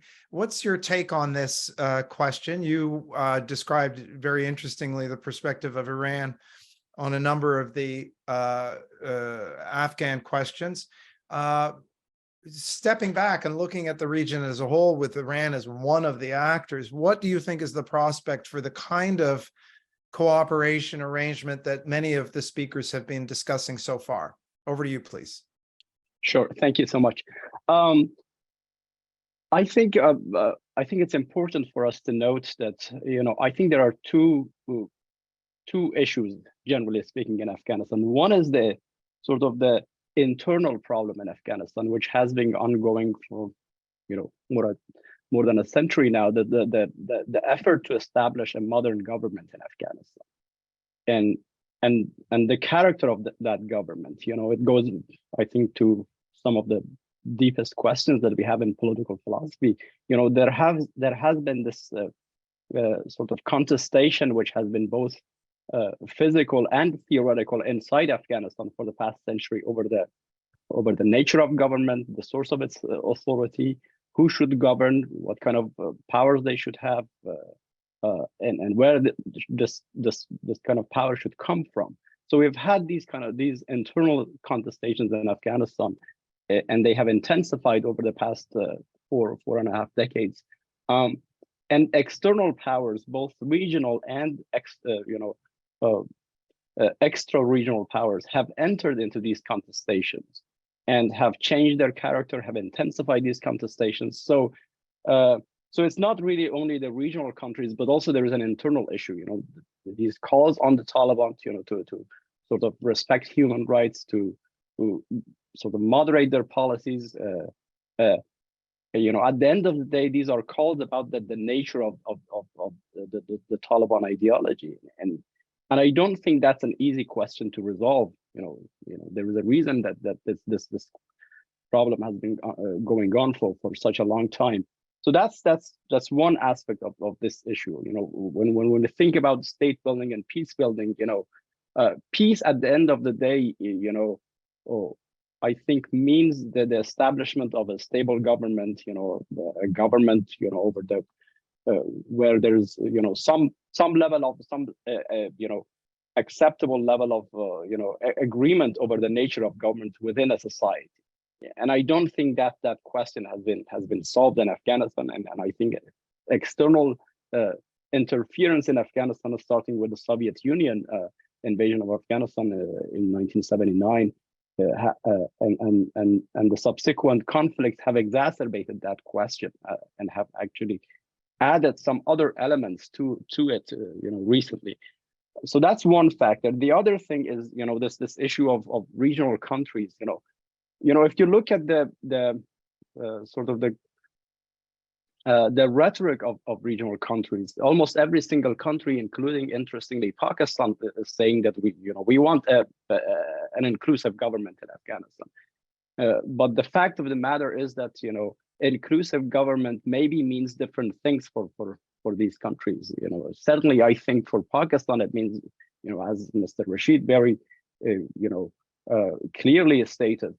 For Pakistan has a very different view of Afghanistan than many of these other neighboring countries. So if I were to divide the regional countries into two groups, Pakistan, in my view, is on one side, and the other regional countries are on the other side. So the elephant in the room, in my view, is Pakistan, and whether a large part of the problem is whether Pakistan would be ready to withdraw from its maximalist position in Afghanistan.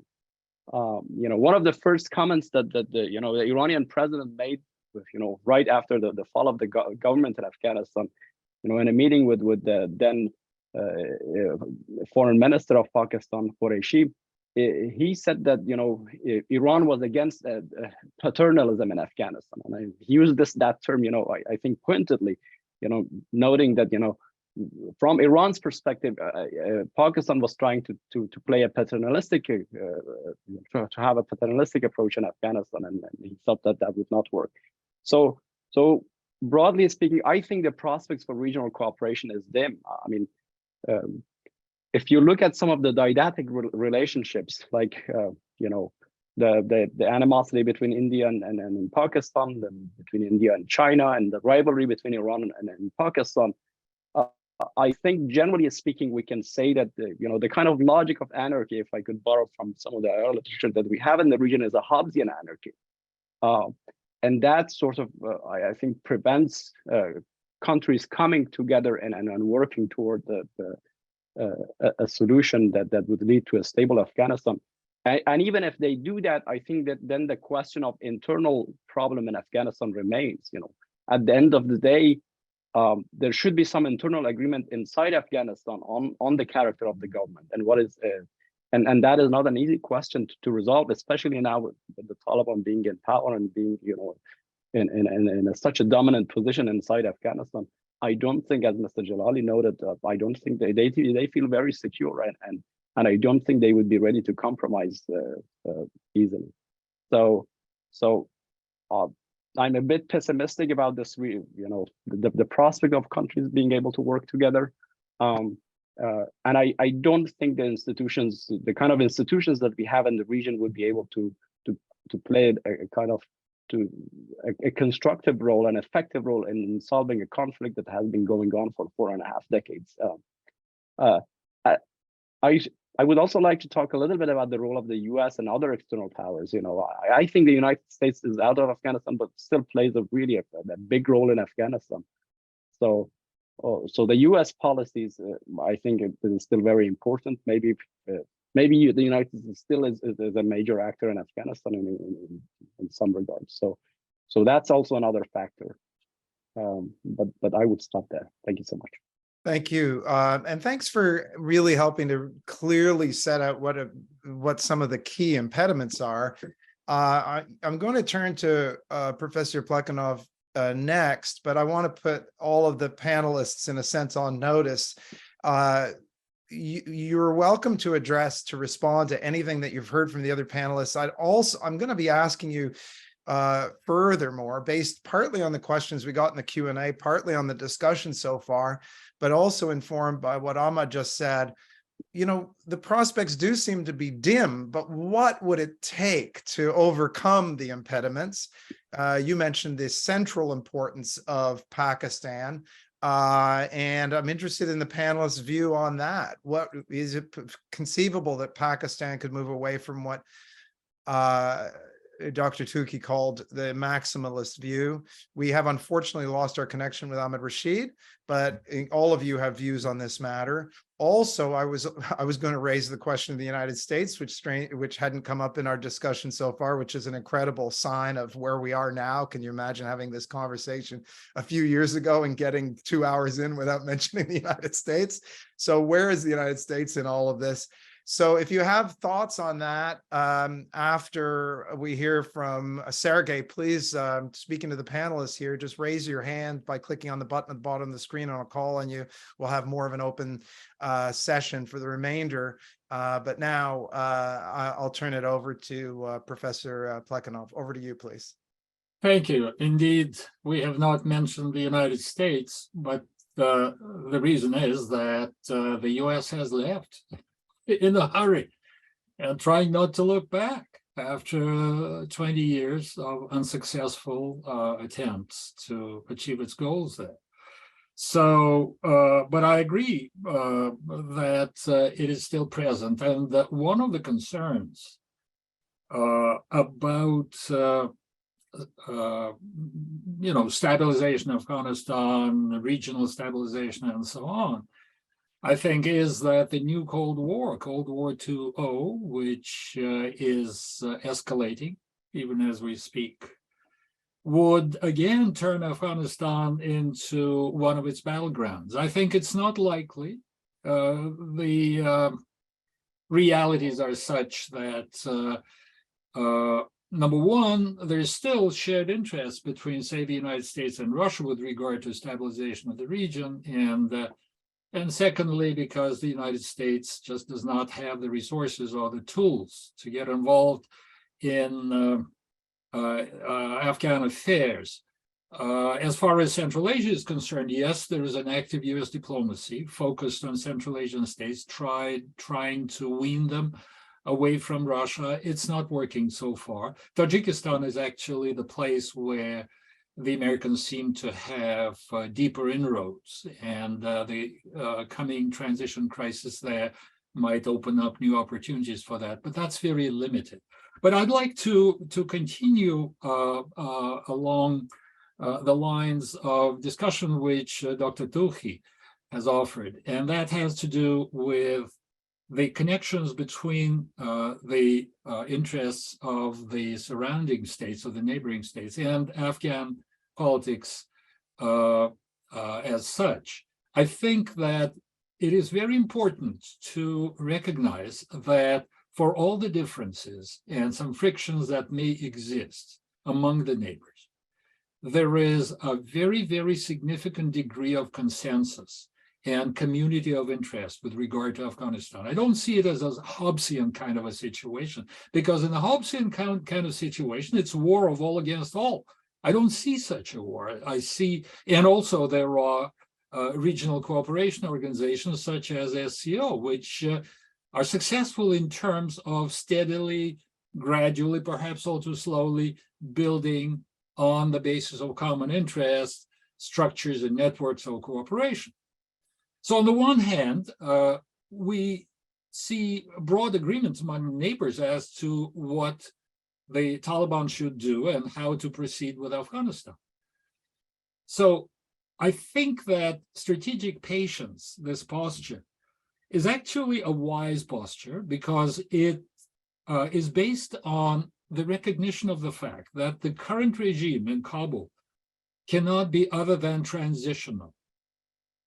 There's no way that the Taliban can stabilize Afghanistan in terms of establishing an acceptable degree of public order and unity in the country, proceed with economic development, if they pursue an ethno-nationalist hardline course, which disempowers half the country, which supports extreme form of Islamist radicalism and is threatening neighbors. And I think that it's simply unviable. And that's why there are differences between the Taliban. There's a well-known split there. Yes, they stick together because they know that their position is not very strong looking forward, because there are huge questions about their viability as they move forward. For a while, they maintain control, but to say that the country is at peace or that they have established a stable political order in Afghanistan, I think would be a huge overstatement. No, it's a calm before the storm. And so they will have to evolve. And the more moderate factions, those associated with Mullah Baradar, for instance, I'm sure that they will be pursuing other avenues, and I'm sure that there will be negotiation, consultation with other political forces in Afghanistan. Whereas the more extreme form, the Haqqani network, for instance, which is interacting with Daesh, everybody knows that, and with Al-Qaeda. And so if the radical group of the Taliban behaves in such a way as to generate conflicts with neighbors, create new security threats to the region, that undermines the capacity of the Taliban as a regime to stabilize its rule and to proceed with economic engagements, development, and so on, which the moderate group would then be able to offer as a helpful alternative. I also agree that, of course, the big player here is Pakistan. And one could, and originally Pakistan was ecstatic about the fact that, you know, their clients were now in charge of the strategic rear of Pakistan. Oh, that's great success. But on the other hand, I think that the events that have passed since then have created big concerns in Pakistan, especially because Pakistan is becoming increasingly unstable. Pakistan is facing tumultuous events. There's struggle for power there. And the Pashtuns in Pakistan are the second biggest ethnic group. And the TTP is growing, and it has linkages with the regime of the Taliban. And we shouldn't forget that the Taliban are not just about Deobandi Islam, they're also about Pashtun nationalism. And the radicalization and the strengthening of Pashtun nationalism is a dire security threat to Pakistan. So Pakistan has a deep interest in the kind of stabilization in Afghanistan, which would move the current regime away from its extreme form towards some inclusive, moderate form. So the agenda of inclusivity, human rights, and so on and so forth is not just, a formal statement which people do not expect to see implemented. No, those conditions are actually indicating direction of evolution of the Taliban regime, which would be in the interest of the Afghans themselves, in the interest of the Taliban themselves, as well as the shared interests of the neighbors. Thank you. Thank you. That was very clear. And I want to turn to back to Ali Jalali next to ask whether you agree, Mr. Jalali, Professor Jalali, with Professor Plekhanov's assessment. Is the answer strategic patience because this is inevitably a transitional regime? Thank you very much. I think in my statements earlier, I referred to. If you could turn on your video, that would be great. Okay. Thank you. Okay. Yes, as I referred to some of these issues in my statements earlier, two things are very important. First is that as long as different countries are dealing with Taliban individually on the basis of their interests, they can play the game the way they want to do. What I see now, there is a lack of kind of a coordinated approach to Afghanistan. Yes, there are some overlaps in the positions of different countries, but not, also there are other issues that are not coordinated with one another. On the other hand, I think the role of the United States was mentioned here. I think the Taliban, most of the leaders are very much want to engage the United States, to lift sanctions, and because the sanctions are hurting them in the long term, and also the recognition of the United States have given them a major boost. But the United States have made it very clear that establishing normal relations with Taliban, as long as they are monopolizing the power to the Taliban and the Pashtuns, and do not respect the human rights of half the population of the Afghanistan, the women, and do not moderate their position, normal relationship with them will not be possible. Now, many Taliban probably will prefer that if they see, as Bonnie Rubin in one of his articles referred to it, that if they show a half a smile, the United States, I think Taliban will forget about anything else, any other country. They are so much, want the United States to show them a good face. But it means that they have to change. The three gaps that are there in the Taliban, the security, the legitimacy, and capacity gap, eventually actually may cause friction inside the Taliban, as Dr. Plekhanov also referred to it. And that takes time. However, that will, before that takes place, much damage would be done to the Afghan society. So as as I earlier also mentioned, that the stability in Afghanistan starts from within Afghanistan, as Dr. Tuhi also referred to it. Yeah, unless inside Afghanistan the stability conditions, cannot be, bring about, it will be difficult for outsiders to actively change the situation inside Afghanistan. That's all I can say about this. Thank you very much, Dr. Paris. Thank you. I'm going to turn next back to Shanti D'Souza. I was just interested in your thoughts on this most recent exchange, and maybe you can also offer your assessment of where you think Pakistan is heading with regard to both its relations with Afghanistan and its view of the importance of regional arrangements for dealing with the future of Afghanistan. Thank you. I think I broadly agree with the exchange we have been having in terms of understanding the regional dynamics in the Afghan conflict.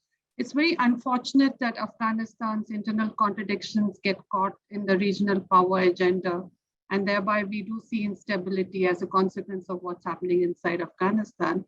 And I think the whole idea of looking at Taliban as a monolith organization needs to be seen in a different perspective at this point of time, because in the near to medium term, you might have a scenario where the Taliban is consolidating power, is trying to take on a very radical approach because it doesn't want dissent, especially with the threat it faces from the ISKP. But there are divisions within Taliban and there are differences among them. So it's up to the regional powers who are engaging them to bring about a certain level of moderation in their behavior. And that, as I mentioned before, could come through economic incentives. But more importantly, it's also the question of legitimacy. And this is just not about international legitimacy, but also about internal legitimacy. Have the people of Afghanistan accepted Taliban as their government? Is this a transitional government in place, or are we looking at any other alternative?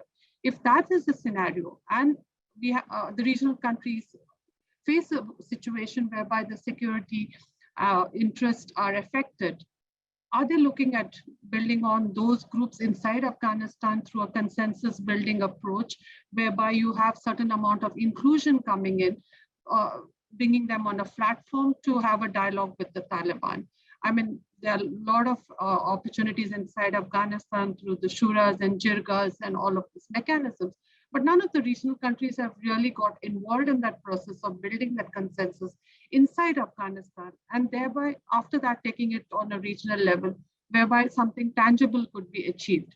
As rightly pointed out, everything starts inside Afghanistan, and two important issues are legitimacy, inclusion, and add to that also about accountability. Now, coming to this question about Pakistan's role, it's rightly pointed out that Pakistan has played a maximalist role in that country, and thereby there are differences between Afghanistan and Pakistan. How do you get over this kind of image Pakistan has? For instance, the trade agreement, the Afghanistan-Pakistan Trade and Transit Agreement, could be opened up so that Afghans could have free and open trade with India. And that would benefit just not Afghans, but also Pakistan in its own way. So I think it needs to have a more engaging view of how the economic benefits can help Pakistan. Second, on terms of security, what's happening now is a kind of a classic blowback Pakistan is facing as a consequence of engaging with this kind of groups. The TTP have links with the Taliban. They have safe havens in Afghanistan. And how do you break that nexus? And this is a very serious security situation for Pakistan. And thereby, it has to look at scenarios of working with other regional countries to break this kind of a network which has developed. And between India and Pakistan, there have been enough dialogue and track-to-level mechanisms in place, but they have not really actualized to that extent of building trust between the two countries. If India and Pakistan had to work together in Afghanistan in the last 2 decades, or even now, as things are getting very difficult for Pakistan, I think there would be a transformative change in the relationship, and also Afghanistan would benefit for it. So I think we need to look at incremental steps of cooperation, not at a grand picture, which is not really possible now. In the near to medium term, we work on issues of engaging with the Taliban, bringing moderation, looking at ways of inclusion, and in the long term, having some kind of consensus and stability developing inside Afghanistan, where people of Afghanistan, through various platforms, be it economic, the political, the humanitarian, are able to reach out to the larger region and the world. That's it. Wonderful. Thank you. Thank you very much. So we're almost out of time. And what I'd like to do is offer each of our panelists a chance to make one point, either about the conversation that we've had today, or an issue that you haven't heard raised, that you're not going to have a chance to develop, but you want to say, here's an important thing that we have not raised that it's something that needs to be considered within the context of any discussions relating to regional approaches to peace in Afghanistan. I can only give you a minute each, so you're really only going to be able to make 1 point, unfortunately. So, and the person who's on the hot seat now, everybody else will have a couple minutes to think about what that 1 point is going to be Zuchen Liu, and picked at random. And if you could please turn on your camera and microphone and either offer a reflection on the conversation we've just been having, or another point that you think is important that the viewers of this session need to keep in mind as we conclude it. Thank you.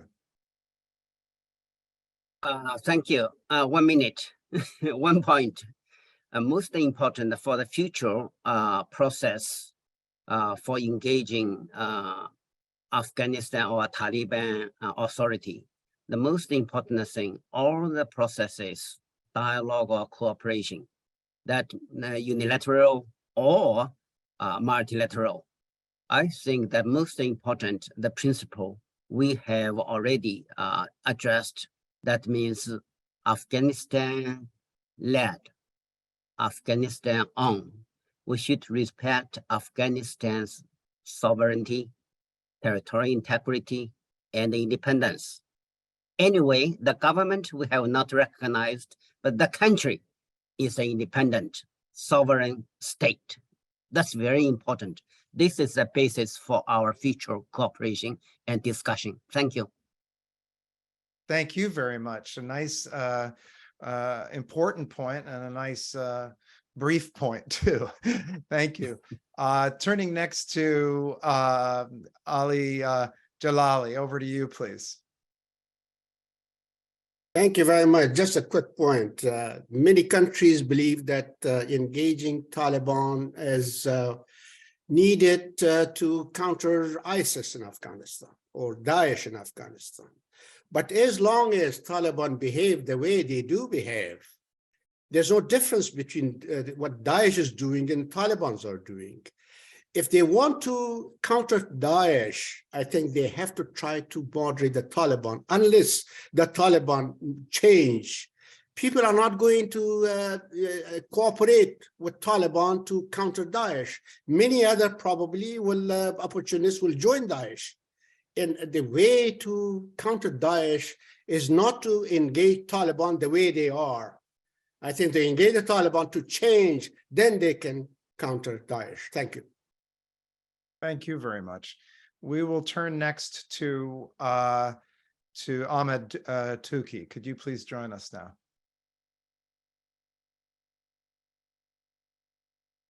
Sure. To just follow up on what Dr. Jalali just said, and I fully agree with that. I think, part of the problem is that I think the Taliban as a movement, in my view, and this is based on their policies over the past, since they have captured power in Kabul, I think they, as a movement, and I'm speaking about them generally, they have not developed this notion of raison d'etat or this statist idea that they are now in charge of this state and they need to develop it. And the kind of policies they have adopted is counter to that. Actually, what kind of rulers will come in the 21st century and say, women shouldn't go to school, for example, or the kind of the kind of policies that they have adopted, I think reflects the fact that they in terms of their political rationality, their political rationality is not modern. They don't have this notion of that, we are in charge of this country has to survive, we have to perfect and perpetuate this polity. And for us to do that, at least we have to try and sort of invest in the education and professionalization of individuals within the society. And because they lack this mentality, I think in a way that their political rationality is pre-modern.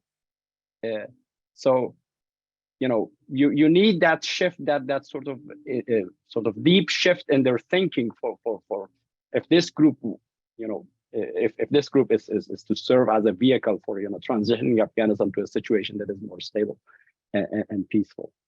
Okay, that remains, I think, a big question. Right. Yes, and there's a parallel in what you were saying and what Ali Jalali was saying just a few moments ago. Turning to Shanti D'Souza, please, your final 1 minute point. I think we need the regional countries need to look at a unified approach. I mean, what they are doing in terms of engaging the Taliban is just tactical maneuvering in the near term, but it will not work in the long term. So I think regional countries need to have more of consensus-based approach of inclusion, of reaching out to other groups in Afghanistan, because India has, wide-reaching engagement with other groups. So does Iran has other interests. Russia has engagement with other ethnic groups. So what about those groups? What about inclusion, and what about building a state whereby all these ethnic groups are represented and have their own rights and justice meted out to them? So I think it's a unified regional approach which looks at inclusion and accountability. Thank you. It seems like the regional approach in these final remarks, the regional approach runs through the structure of Afghan politics. And finally, last but certainly not least, Sergei Plekhanov, you have the last word. 1 minute only, 1 point, please, sir.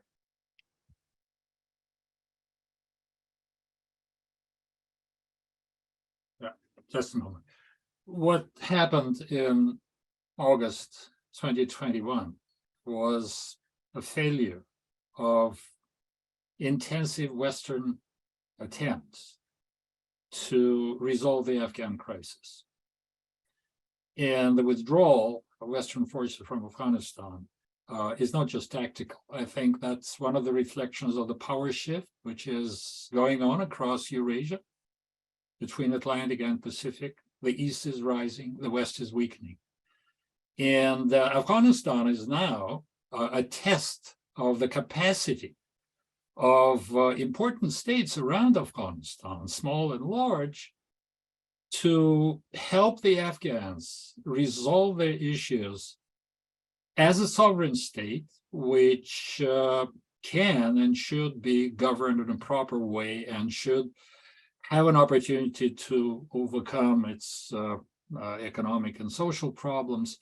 And I don't see why we should be pessimistic about the capacity of the governments of countries in Asia, neighbors of Afghanistan, to work together and to find ways of helping Afghanistan find the proper path without imposing their will on the country, without invading, without another attempt to do for the Afghans what they should be doing themselves. So I tend to be optimistic about it. It's not going to happen soon, but I'm more optimistic than pessimistic, even though I fully realize that there are huge challenges and dangers on the path.